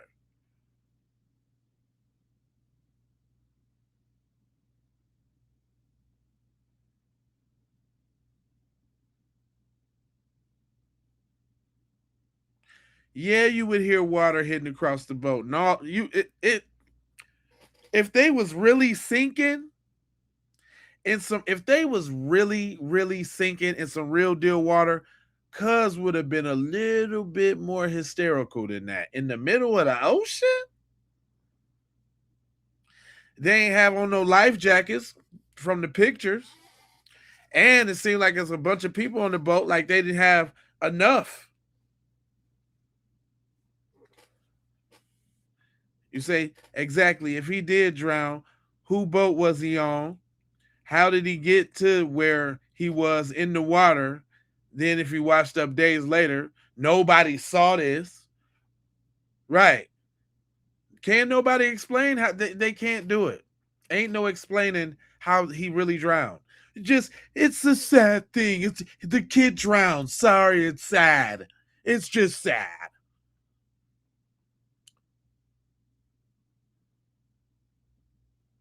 Yeah, they panicked all right about Nolan being dead. Is he dead? Can we cover it up? Nolan! Damn it, Wyatt! Damn it! Damn it, Bart!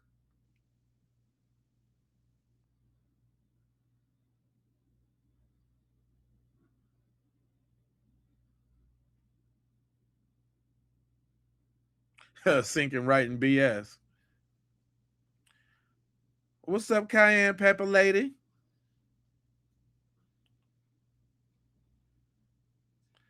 Man, listen. We've been on the swimming trucks already. We just talking about, obviously the busters and the trolls is in there talking about he drowned. It's just a sad situation. Just he drowned. How, my ninja? How did this happen? When? Before or after he was cradling Katie Buns? Before or after? Okay. All right, cool. Listen. Okay, cool. They left Nolan, had boat trouble, everything. They don't know what happened to Nolan after they left him.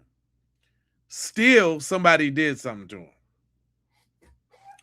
Whether it was Katie and her folks, whether it was whether they brought him to the island to set him up to leave him with his phone so he doesn't have no communication.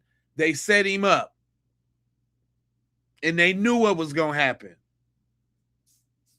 If they didn't do what was going to happen, they knew what was going to happen. I'm saying that too. How about that? I'm just saying, I'm trying to, whatever little benefit of the doubt, whatever. Okay, great. It's still a bunch of devils amongst us. And one of them descended on that boy. Because he ain't just croak himself, is what I'm trying to tell you. It's either or. You like it ain't even no escaping. And you want to know why? Because all of the moves and the actions that they took when it happened. Which means either they did something or knew something. Knew something or did something. But now that we found it out that was Bart's old chick. Hold on now. Now that we find out that was Bart's old chick, and now she's getting the pretty Tony Pony from Nolan Swelling Wells. She's talking to the big black football kid with the boulder shoulders. We don't like that shit. I don't like that shit. I'm gonna have to drop a dime on that nigga. They had the belly cuz. I don't like that shit. I'm gonna have to drop a dime on them. And who dropped the dime? Warren dropped the dime, and Trayston dropped the dime. They both had to mention to us that they had something slick to say about Katie.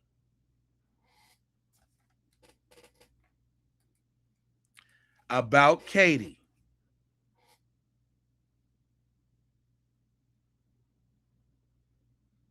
Look what AI did though. Look at how it turned that. Look how it turned that smile into a sinister, devilish grin. Like it was her job to bait him in there.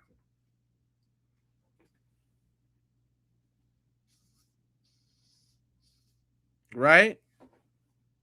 So either but then that's all. But see, I don't like none of that. You know why I don't like none of that?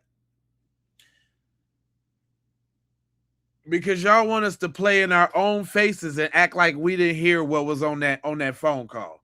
Y'all want us to play in our own faces and discredit the blacks. Let me show y'all how much of an impact that phone call made.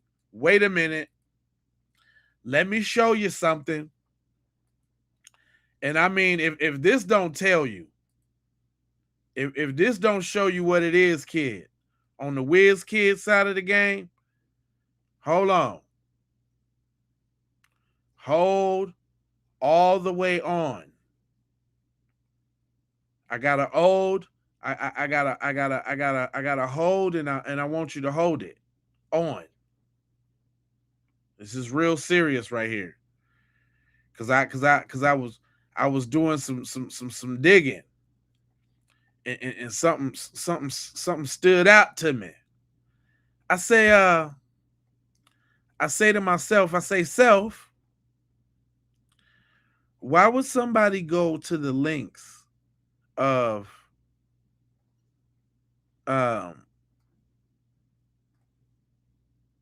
putting this up there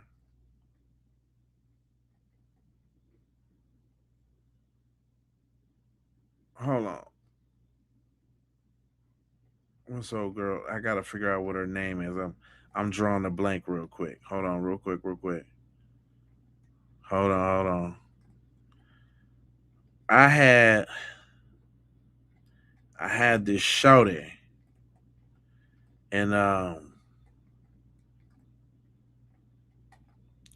know I sent it to myself. Hold on now, y'all. We got to go through this one. We got to. Dang, hold on. Give me 2 seconds now. Give me a couple seconds, because this is the one, and I know. Hold on, let me see if I sent it to somewhere else. Ooh. It say I sent it to the browser, but the browser won't show it. Not they done took the video off. I know I ain't crazy. I know I put the video right there. I know I did that. Man, why they done took the video away, y'all? Why the video gone? The video, I ain't lying to you now. I had it queued up on the boot up and everything.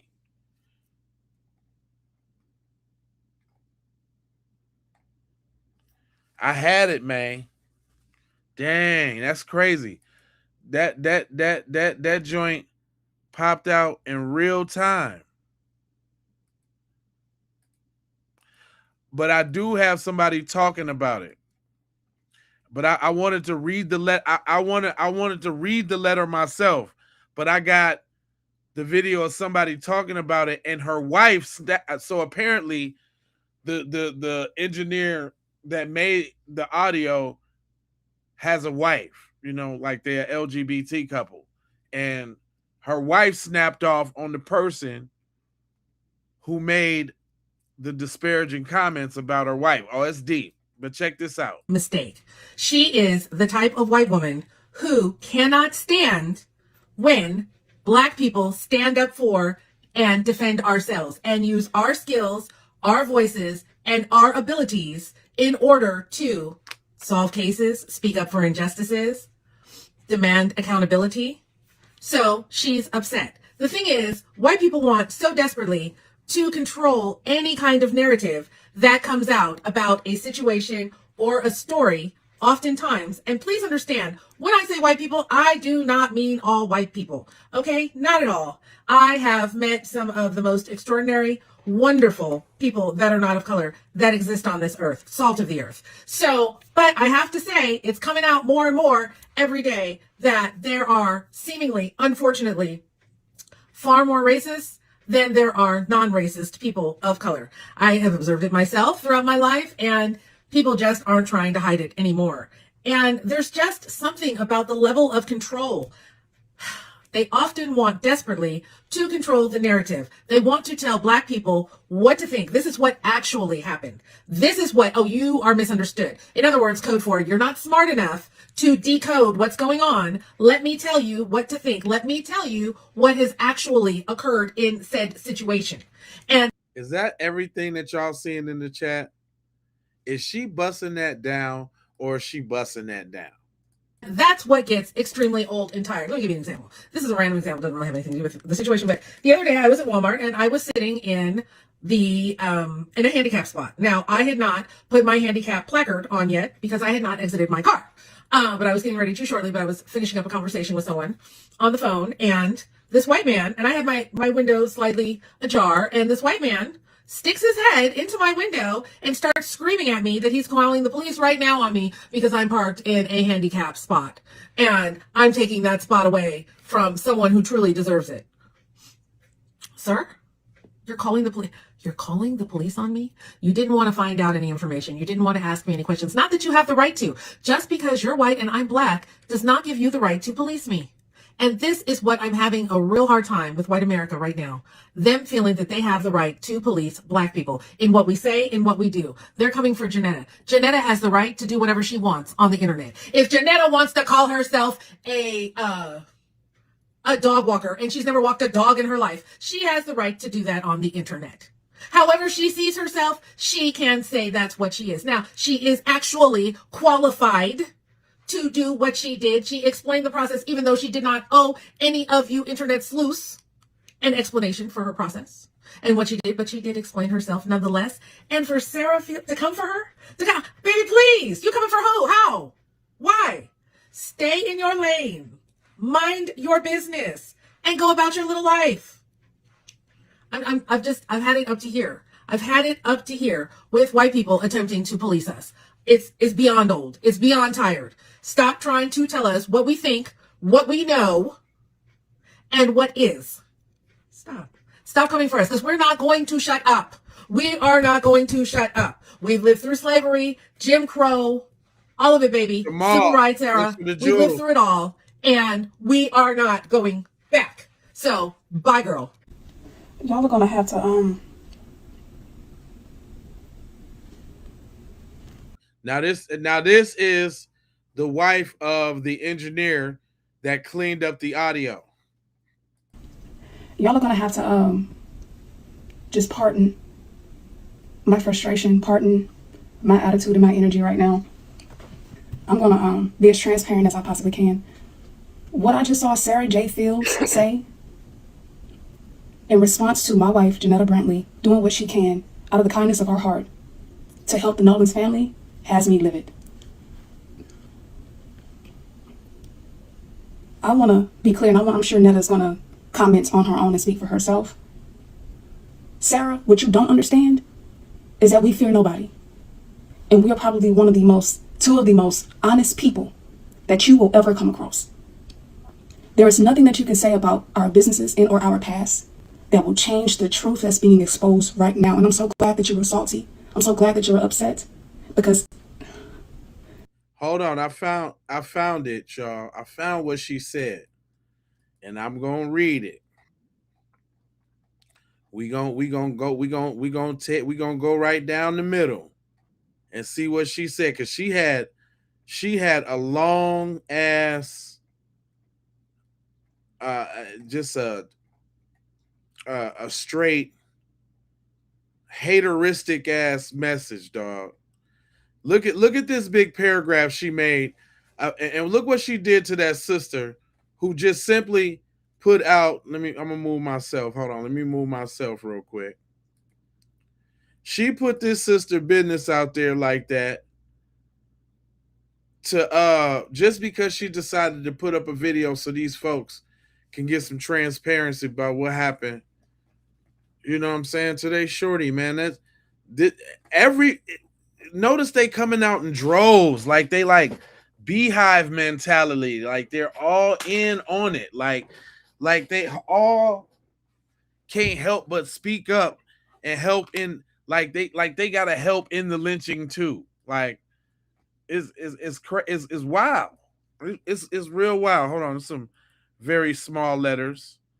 Let me try to get them up some. But it says, now this is the racist talking. Check it out. This is the racist talking. Think Tethers Dookie's outside.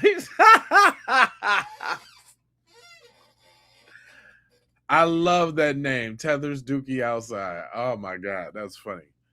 Anyway, and who else hit me? Oh, Jamal. Okay, I'll make sure I said thanks, Jamal. Check this out. This is what she said. I mean, we're gonna run through this real quick. Meet Jeanette Bradley. She's a self-proclaimed audio engineer who took a raw boat distress call and enhanced it until people started hearing phrases like, "You killed him," and "Nolan, wake up."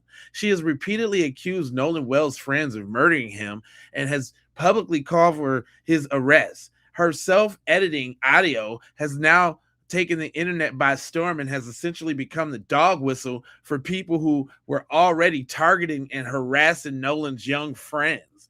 Jeanette and her wife, Ashley, described themselves as serial entrepreneurs, filmmakers, holistic herbalists, social media influencers, and founders of Houston-based communities, so-called Audio Done Right. They also described their business as ADR School.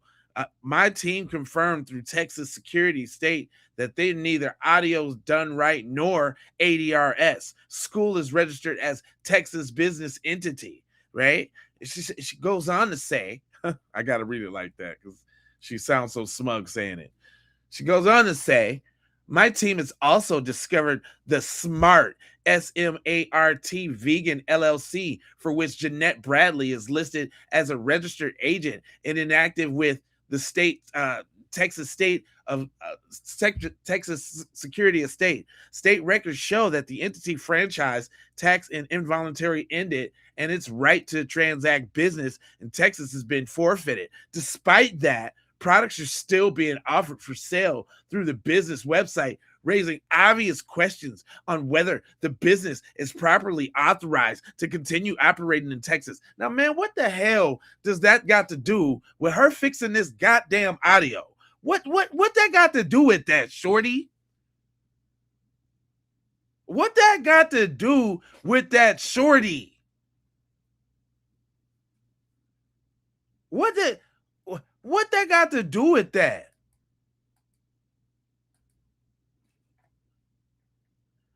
Public records also show that Jeanette Bradley has her own criminal history. She pled guilty to a Class B misdemeanor terroristic threats charge in Baraza County and was also sentenced to 3 days in Baraza County jail. Yeah. Court records also show that she later is entitled to Nolo Confederate no contest plea to a Class B misdemeanor theft charge involving property valued at $50 to $500, for which she again received 3 whole days. Really? Do y'all hear this, broad? Do you hear this, broad? Nothing burger sandwiches. Nothing burger sandwiches, nothing burger fries with that new secret nothing burger sauce. Followed down by a diet nothing burger. The theft case file also references to a trespassing warning issued by Popeye's Fried Chicken in Alvin, Texas. Googly eyes. Because you know they love that chicken. Oh my God. Do you see all the mayo slathered all over this post? She's slathering mayo all over the post for no reason. Meanwhile, this is the person in the internet racists and the activists have chosen to trust for accusing grief teenagers of murdering based on edited audio file that she created herself. Before people continue spreading accusations and they have targeted innocent young adults, they should consider credibility of a person who manufactured audio that stated that the latest wave of this online harassment. As usual, I come with receipts. Can't even stay black. Which are in the comments. She thought she did her big one too. Guess who the next one that's finna be a devil? Guess who the next one is finna be a devil? Guess who the next one finna be? I guess I got two. Two coming up tomorrow. Two devilinas. Coming right up for y'all. Did I nail that voice or did I not nail that voice? Did y'all feel the smug nastiness coming from my voice? On how was that a Becky for real? Did I give y'all Becky vibes? Was that a cool little Becky voice? Did I get her? Now this is her wife snapping off to about what she said. Her wife clapped back. So her wife must be the man in the situation because she's taking up for her wife. And you ain't going to be talking about her wife. Keep her wife name out your mouth. We are not going back. So, bye, girl. Y'all are gonna have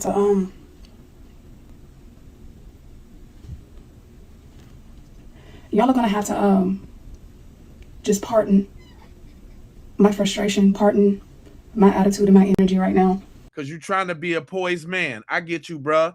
You gotta stand up about your that's your bra. That's your girl. You don't let nobody talk about your thing. Tell us how it go. I'm gonna be as transparent as I possibly can. All right now, all right. What I just saw Sarah J. Fields say in response to my wife, Janetta Brantley, doing what she can out of the kindness of her heart to help the Nolan's family has me livid. Livid, bruh? I want to be clear, and I'm sure Netta's going to She want to be clear. Crystal. Comment on her own and speak for herself. Sarah, what you don't understand is that we fear nobody. And we are probably two of the most honest people. Now, what she's saying in Black Talk is, my heart don't pump no Kool-Aid ninja. I come through and air this out. I don't play that about my gal, man, about my old lady. That's what she really meant to say. Go ahead. That you will ever come across. There is nothing that you can say about our businesses and or our past that will change the truth that's being exposed right now. And I'm so glad that you were salty. I'm so glad that you were upset. Basically, what she's saying is you can run your mouth about my business all you want to. You ain't going to be satisfied till I run my fist across your jawline. And run and tell that. Go ahead.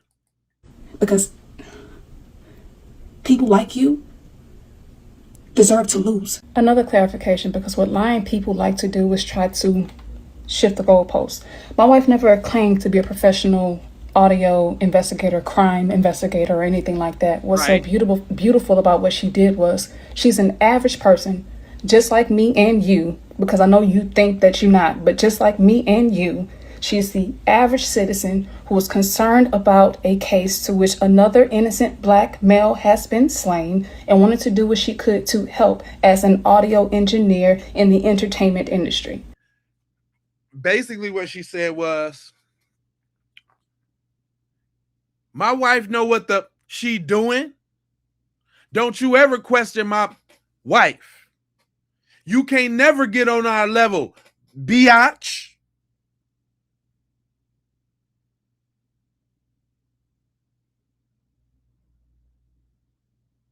She do what she do, and she do it well, and she don't need you sticking your little snow roach vibes on what we talking about.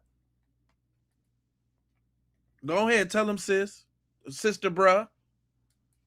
Not once did she ever claim to be a professional forensics investigator. Not once did she claim that she did any forensic work. What she claimed was that as an audio engineer, she did what she knew how to do, what she's been doing for her. She been doing this. She ain't new to this, she true to this. And you need to put some respect on her name. Keep my wife's name out your mouth before it be something. That's what she really saying. Her entire career, in which was cleaning up audio to where things that were not initially able to be heard were now heard. Don't get mad because she can do something you could never dream about doing.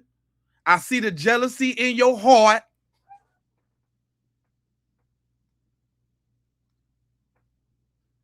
And you lucky I'm just saying it over this here internet before I have to pull up on you. If your position is so strong, why are you lying? And if you think that you're about to bully us from telling the truth and from continuing to share and stand for the justice for the Nolan family, and not just Nolan, but also Carmelo, you are grossly mistaken. And if you think you're going to keep talking, look, if you think you're going to keep talking like you talking, don't be surprised when I pull up. I say what I want to say, and I said what I said, and I meant that.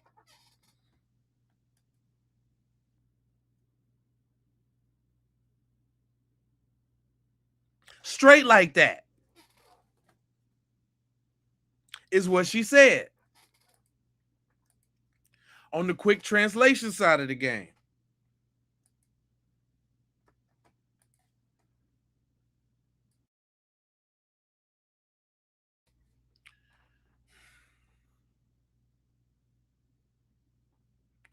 I'm just saying, she chosen. That's how we do it over here. Hit that like and subscribe. Make sure you y'all got to put on them bells for notifications now. So y'all can hop on in when I get on in here.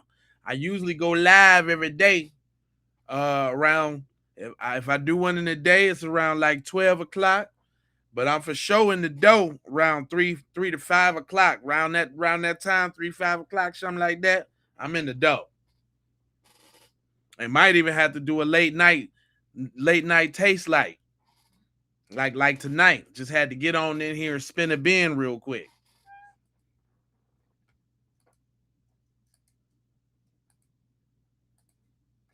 It must be some of our people's day off because I ain't noticed them in the chat tonight.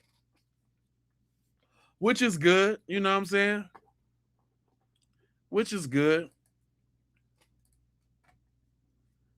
But I had there was a couple more important points that I wanted to get to that the people was talking about. I even had let me go ahead and get this out the way too. Now, after everything we've been talking about, your boy race bait him. I say and do whatever Master say me do, Tatum. He comes up with the follow-up after the videos is out. Listen to this. What I was told, and you guys, please take in consideration that It's reliable sources. However, the only way to prove the truth in this is if I see it with my own eyes, if the law enforcement have the investigation of this, and also when the toxicology results come out. But people are messaging me and telling me that there is heavy drinking and there's cocaine involved. And there's a particular person whom I know this person's name. I'm not going to disclose it. I'm going to go to the police first. And then. Oh, so you wasn't saying that during the interview, Buster. Now all of a sudden there's some drugs involved. All of a sudden. All of a sudden. I will disclose it if it doesn't interfere in the investigation. What? But this person allegedly. It's information. If you trying to help your boys out, why ain't you telling? Involved. And there's a particular person whom I know this person's name. I'm not going to disclose it. I'm going to go to the police first. And then I will disclose it if it doesn't interfere in the investigation. But this person allegedly was offering people cocaine, and someone close to Nolan, one of his friends, told me that this person was offered cocaine and rejected it from this person. And I was also told, and this person told me that it's over 100% chance that Nolan was using cocaine during this period of time. This person said it was 150% sure that when the toxicology comes back. Now, wait a minute, y'all. Hold on now. I know some of y'all say get out of here, right? But don't y'all remember I said that somebody might have gave Nolan the Fent pack? I was a little out there a little bit, but he's still telling. Okay, so somebody offered him cocaine and he didn't take it? No, because that's what it is. He didn't take it and they got to fighting because they thought he was too good. Or you the star athlete, or you don't use drugs, or you got Katie, or what you think you too good. I could see that though. I could see that. I could see that though. See, you got to dig in between the lines. They think they saying something else. Cause check this out. If they all in it, it wouldn't be nothing for the medical examiner to come back and say they got any type of drug in the system. They could do that. You think they don't got dirty sample laying around for the occasion? And guess what? If so, all right, fine. Nolan was Tony Montana. Fine. Nolan walked around with a brick on him. Great. Still, he was on that boat when he took a bump and died, and y'all didn't do nothing. Fine. Great. You can have it. Y'all still didn't do nothing.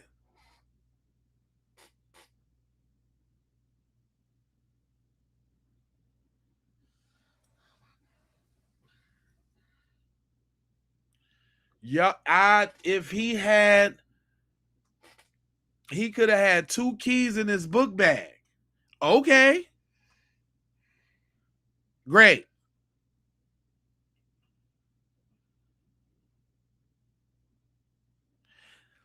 The funny thing, they keep trying to spin different scenarios, but it's all still leading to y'all didn't do what y'all supposed to do. No matter what you say.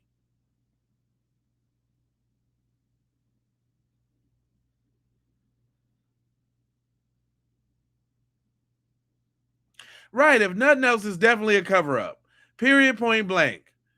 Like, okay, Nolan was the Yakuza. He had the plug. He was supplying everybody. He sold everything. on this day, no other day, the 4th of July, he gets so high that he blacks out. He gets a heart attack. He, whatever. Okay. That happened on the boat, and y'all left him for dead. Cool.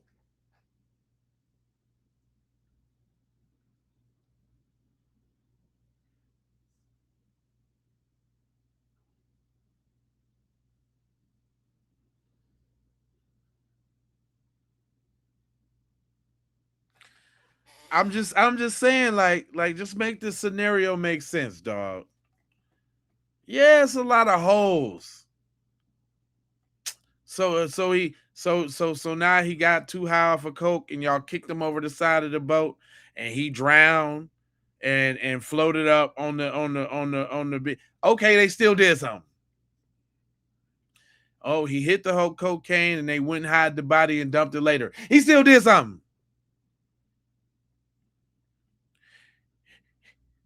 He was on the boat, and everybody was doing the coke, and they said, Nolan, it's your time to do the coke, and Nolan said no, and so they beat him up because he didn't want to do the coke. They still did something.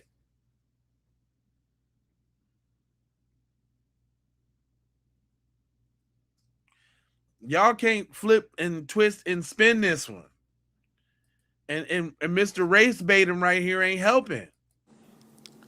That Nolan will have cocaine in his system. Now, again, taking into consideration, this is somebody telling me this. I'm not saying it's me. I'm not saying it.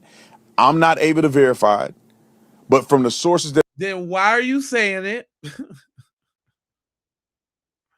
What are you talking for? Why are you saying it with so much conviction? Like you finna give us the bombshell truth. You setting it up like this the gospel. Why are you talking? that I'm getting it from has been consistent, verifiable sources. To who? How's it consistent, verifiable sources, but you can't verify it? This ninja just be talking the talk, man. He is one smart dummy. He's a double speak. Did you hear what he said? I can't verify it, but it's consistently verified. I'm telling you now. Thus far, and hadn't been wrong about nothing. You and all the information that you have said so far, sir, you've been wrong about quite a few things.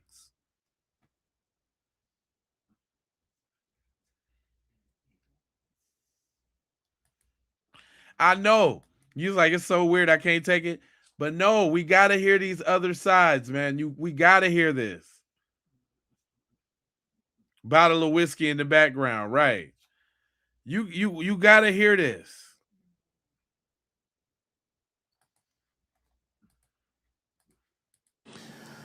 So there's a possibility that there's a person that Nolan may have been around or interacted with that is giving cocaine to people on this island, that Nolan may have taken the cocaine. And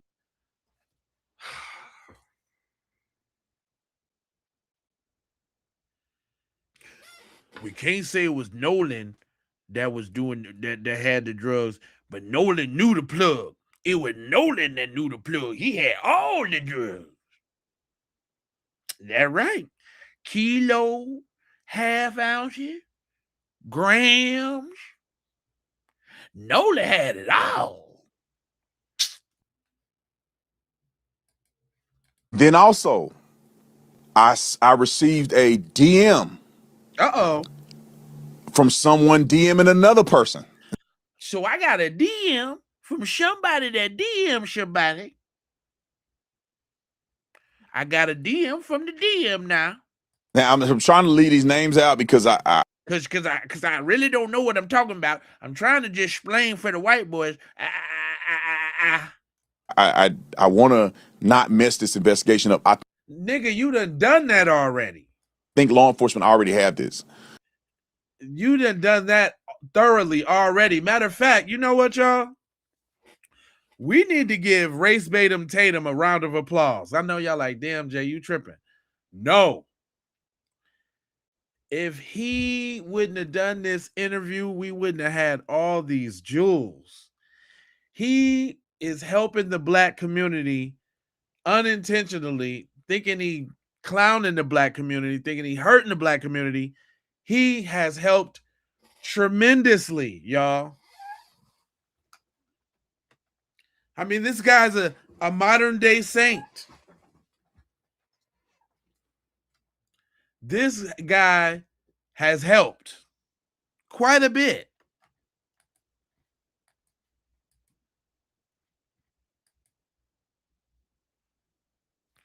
Without this man, we would not have so many jewels.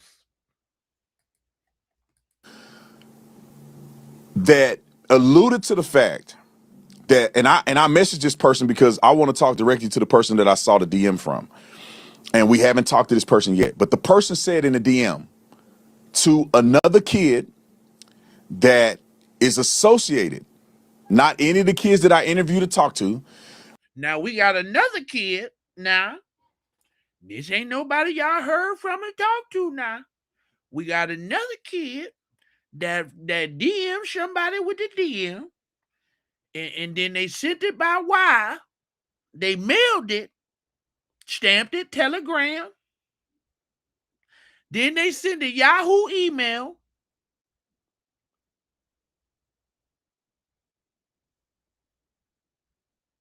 It said you got mail, and then boom, there we go. We know now.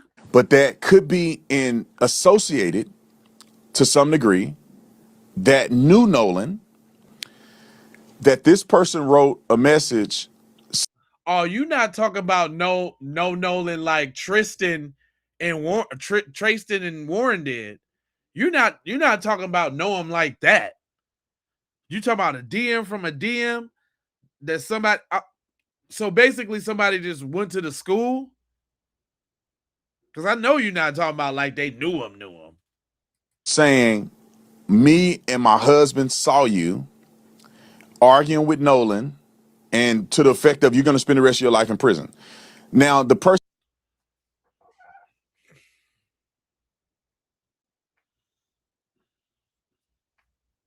You got to give it to him, though. He know how to put some content together, though. You got to give it to him. The person did not say they saw a physical altercation. The person did not say what time they saw Nolan and this other person getting into an argument.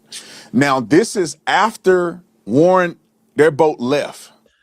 Let me make sure I tell you now. They were gone.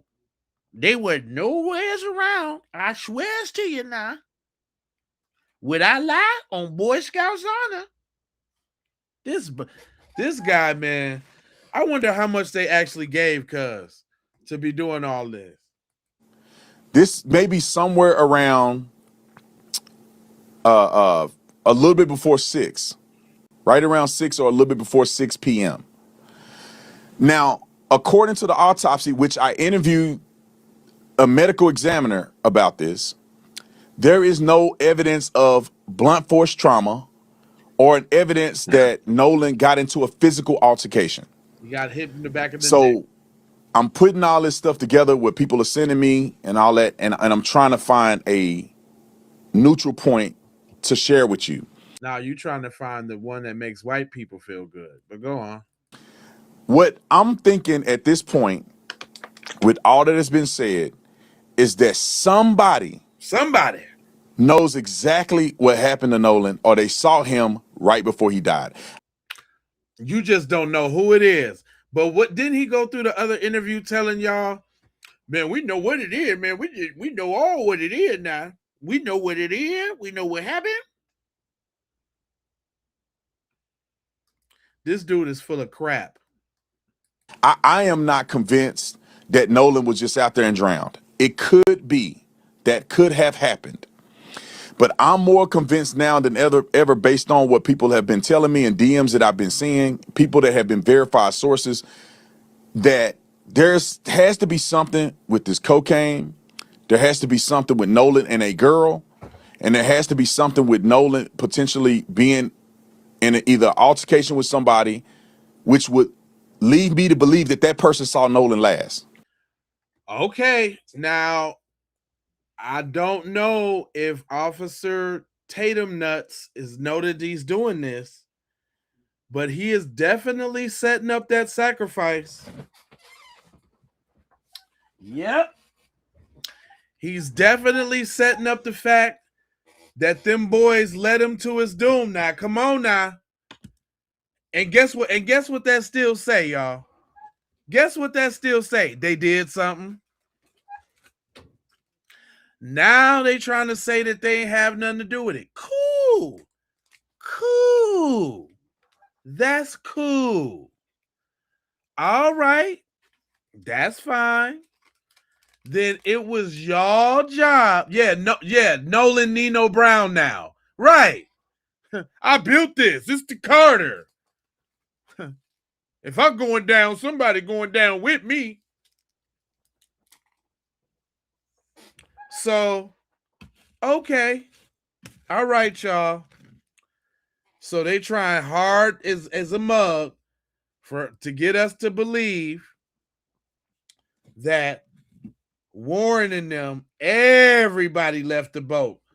All 30 of them on all 3 boats left and don't know nobody know what happened to Nolan after they seen him all cradled up with Katie. That's what they want us to believe, y'all. I mean, because I'm just saying, let's just get to the nitty. The nitty is they want us to believe that Nolan was left on Horn Island with 2 keys and a 24-pack of Modelo. Nolan was on the beach in the sand with a mirror on his lap and a McDonald's straw and a 24-pack of Modelo. Talking about, go ahead. I'ma just stay here.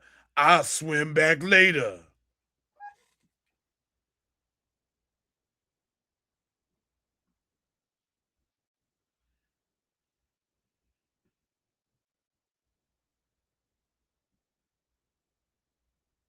They just doing way too much. I mean, it's the cover up is too hard. Yeah, Nolan was sitting on the beach with a mirror, McDonald's straw in one hand, a Modelo in the other, sipping.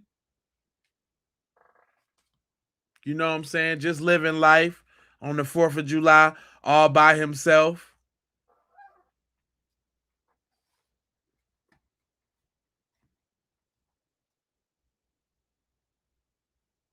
Yeah, I'll run this. Yep. He was on sitting on his throne.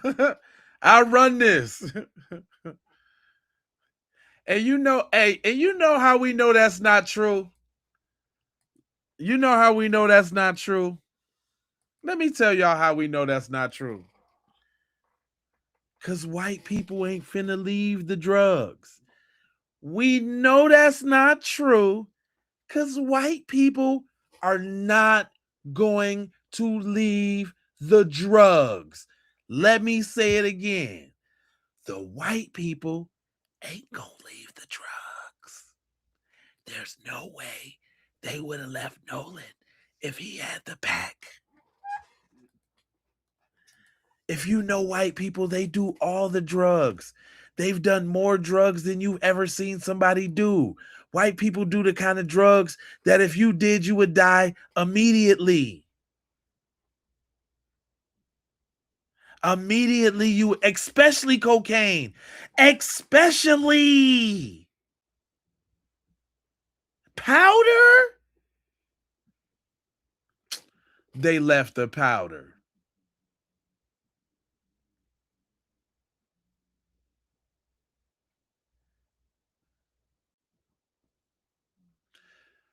You just can't keep peeing on my head and tell me it's raining, fam. You're not going to tell me that they left the yayo, the fent ball. No.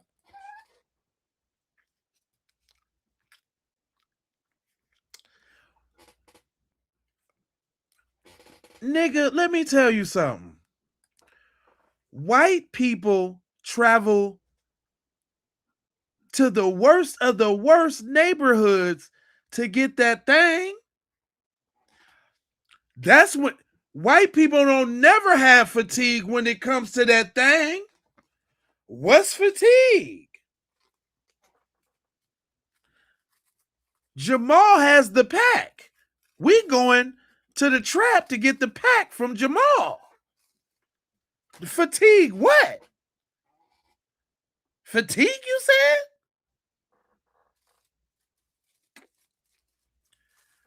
What fatigue was you for? What black people? I love black people. Matter of fact, I'm finna really mess y'all up. Y'all ready? Y'all ready for something you never thought about? When they say they got black friends, it's not Nolan. It's the dealer. Dun dun dun. It's the dealer that they're talking about. It's not dudes like Nolan.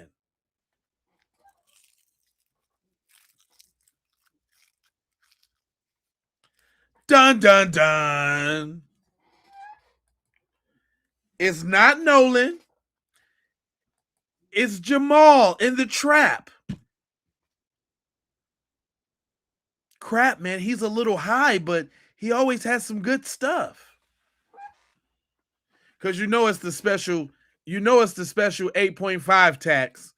You know they get the special envelope tax. Everybody knows about the envelope tax.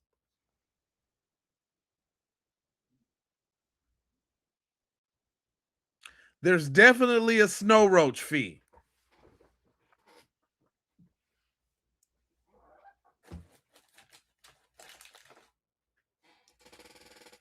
How come they ain't never scared to go down there to the trap and get that yap?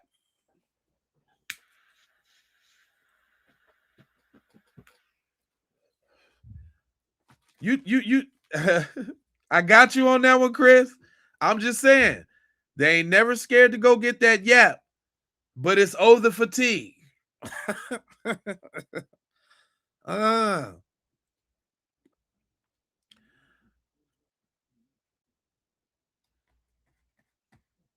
just saying.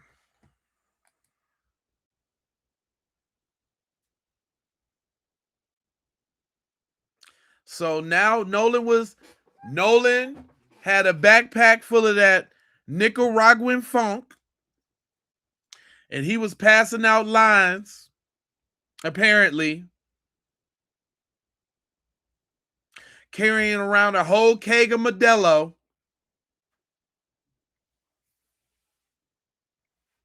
Apparently, Nolan had all the party favors. And he said, "No, leave me on the island. I'll be good." Man, they ain't leaving that boy if he had that thing.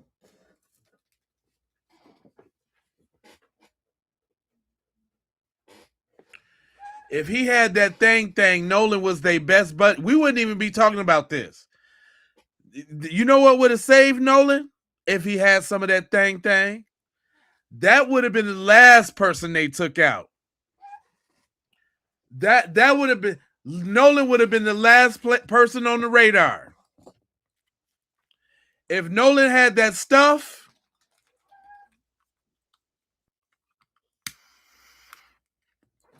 let me tell you.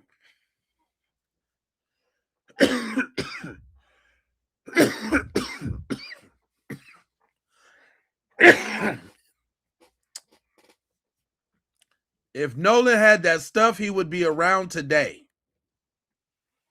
It would have been Tristan. It would have been him. It would have been Mr. Confused for sure.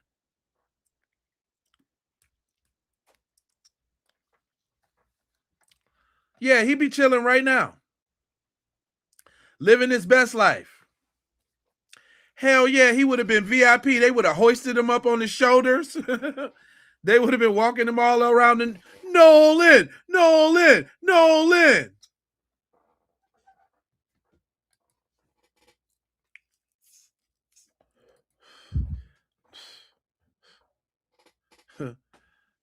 They would have got, hey, they you know how they get when they get drunk too.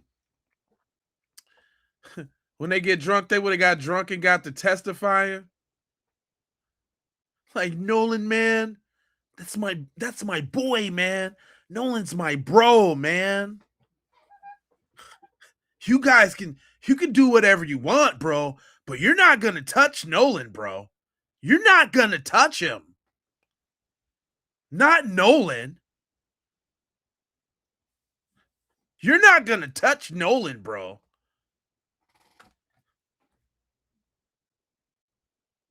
You're not gonna do it, bro. Nolan's with me, okay?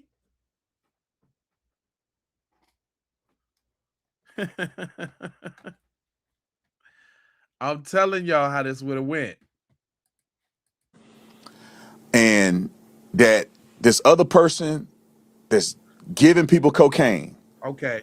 So this person giving people cocaine, a girl, Nolan, and a girl. Another person that he may have been in an argument with, to me, are people that need to be investigated. And I can say more, but I'm trying not to get But you lied. anything messed up in this case because I want justice for Nolan and I want the boys that weren't involved in this to not get caught up in stupidity. So just so you guys know, I know the names of the cocaine person. I believe I know who the girl is. And I know the name of the person that may have been in the argument with Nolan. Let me guess, you coming out with it on the show, and we need to stay tuned for your show. And there's nothing conclusive that anybody's telling me where there was violence that occurred. But that does not mean that the violence is ruled out.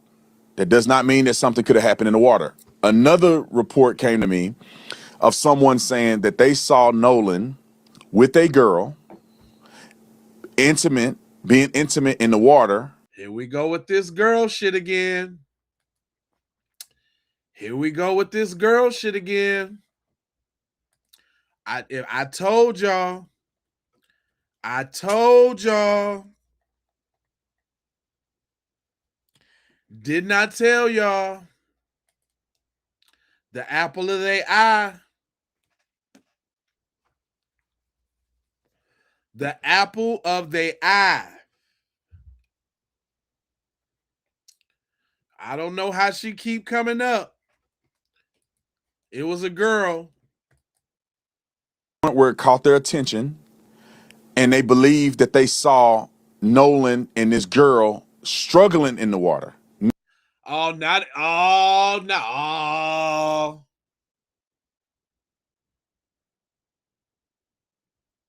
He was cradling the bun so much that they was struggling.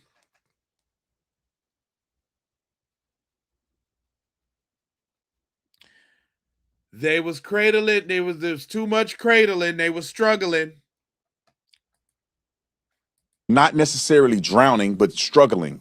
Like it was obvious enough that the person was concerned when they saw Nolan in the water, and he was with this girl. And that the person explicitly said that they were being intimate, which I don't know what that means as far as just kissing, hugging, cuddling, or something else. But that's what has been told to me.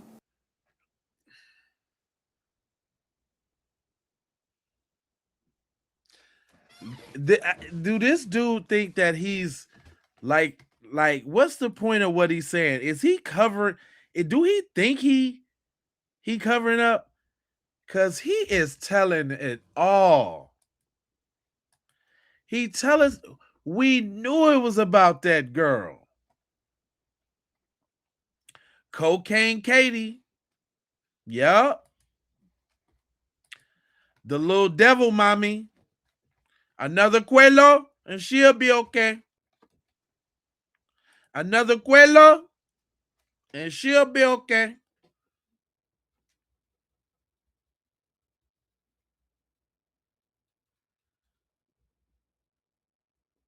Yeah, they was in the salt water getting it in. Yep.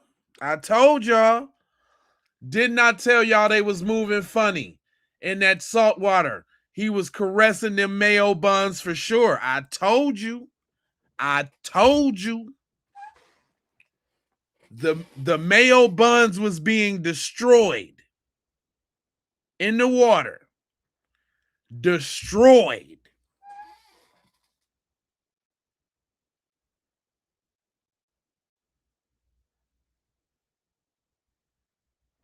It's all about the mayo buns. I keep telling y'all.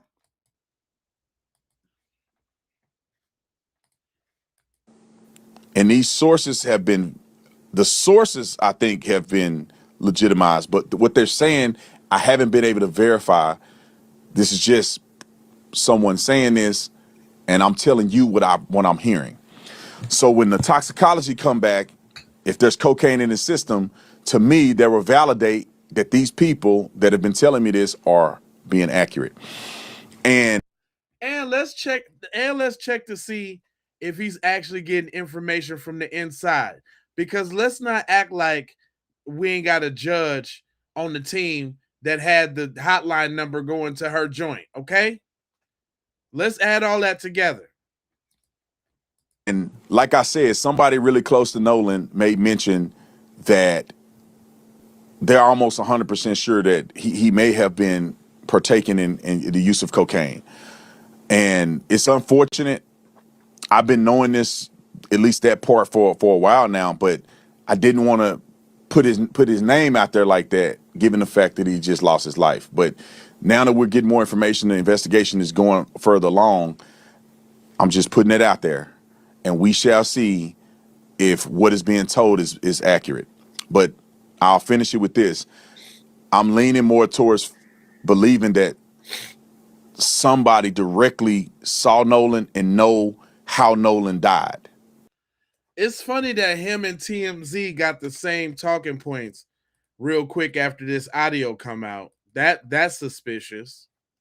Super suspicious. That's my take on it. I don't think he was just drowning out there messing around. I think that somebody know more than what they're saying. And I don't think it's a lot of people. I think it's a few people that were last on the island with Nolan that know what happened, that seen what happened, or may have knowledge of something that will lead police in the right direction to find out exactly what happened. And I am encouraging you. I know some of y'all names. If it's you, you need to do the right thing. You need to go to authorities. And if you're there and you had nothing to do with it, you definitely need to go to authorities and clear your name. Do it what? See, he messed up. Do it what? What happened? And if you know, guess what? They know too, dumbass. You're a dumbass. If you know, that means you got it from them and they know.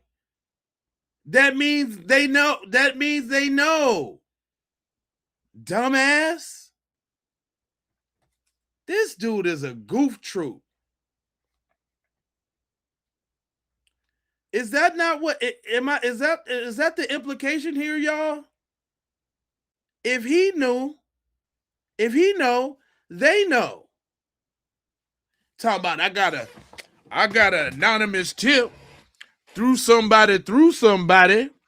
I don't know. It was and it's credible, but it ain't credible, but it's verified to be credible, and they ain't been wrong yet. But I got a tip through a tip on some tippity tip. What are you talking about, my guy?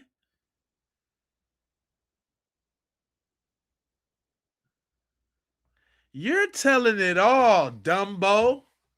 Thank you again.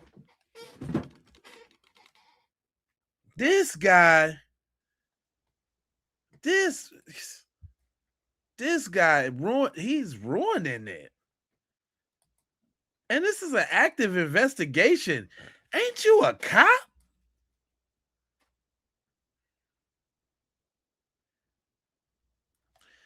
Ain't you the po-pose? He ain't moving like he used to be no type of police. I'll say this: some of these people may have already gone to authorities. I don't know. The authorities won't tell me who they interviewed, so we'll go to that next step when it comes. I want to address Judge Mathis. But hold on. You don't want to. He didn't even make no sense, y'all. He ain't make no sense. No, not at all. If y'all thought that made sense, do you think that made any lick of sense? I don't think so.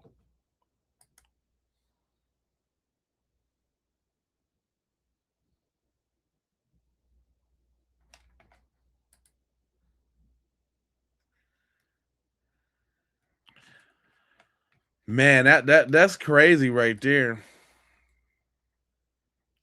Yeah, that right there, like he just keeps sticking his foot all the way in his mouth. That's the definition of foot in the mouth. Look, man, even the white dude know what happened. He said Nolan Xavier Wells murked, then dumped. Plain and simple. White trash saying, y'all. So I'm back on the thing. I'm back on the Nolan Wells. I just listened to the 911 call, and you can clearly hear him saying he won't wake up. Oh my God, Nolan's dead. Then they're saying somebody's chest ain't moving, or it's so distorted. And then they got the remixed version or the edited version where they said they clarified the sound, which nobody really knows if that was a true analyst. I'd like to see something more in depth go into play first. We can make better judgment of our choices and our decisions from this point on. But clearly, they had Nolan in the boat while he was in the process of dying and being alive. So how does a dead person get out of the boat by themselves? There's only one way. They dumped his body. They panicked. They thought they were going to get blamed for it. They've did numerous things. So right now, they are guilty of negligence murder, abuse of a corpse, and probably multiple other felonies and misdemeanors that go along with it. Also, probably some type of maritime laws that they have broke as well. Let's tap back into this. Let's go in depth, and let me continue to gather the facts and all the info on this, and I'll tap back in. Yeah. Jelly Roll's cousin. Ha. Ha. That's Jelly Roll's cousin. He got the eye of Horus above his eye, which I thought was kind of susparian. Little susparian.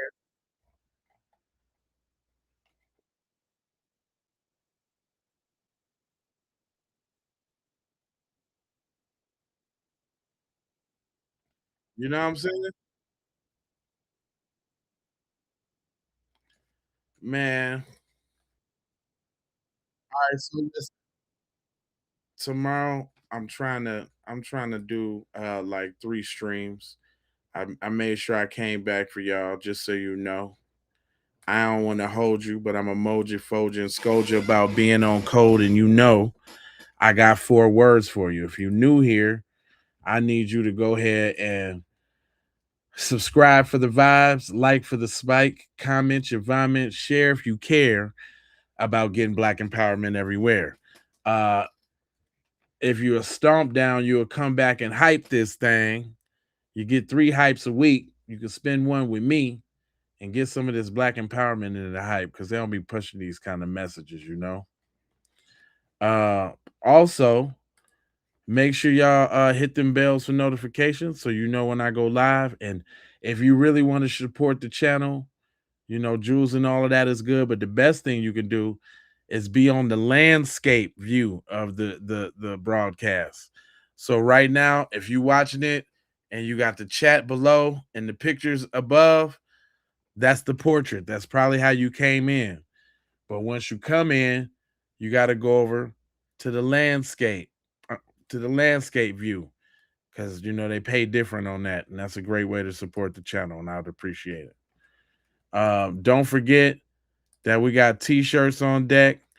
Go to the link is in the description for those. Say it with your chest. We got all type of dope shirts on deck, and then we also got the on code arsenal. You know what I'm saying? Full of goodies. We got the DVD, we got the book, the digital downloads, and the CD. So go check all of that out.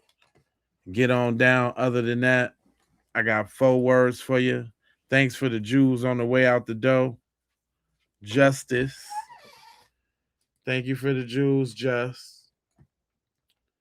Thanks for the Jews, Just.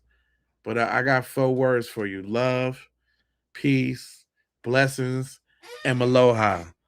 I'm out the Doha for Shoha. You already know. Yiggity.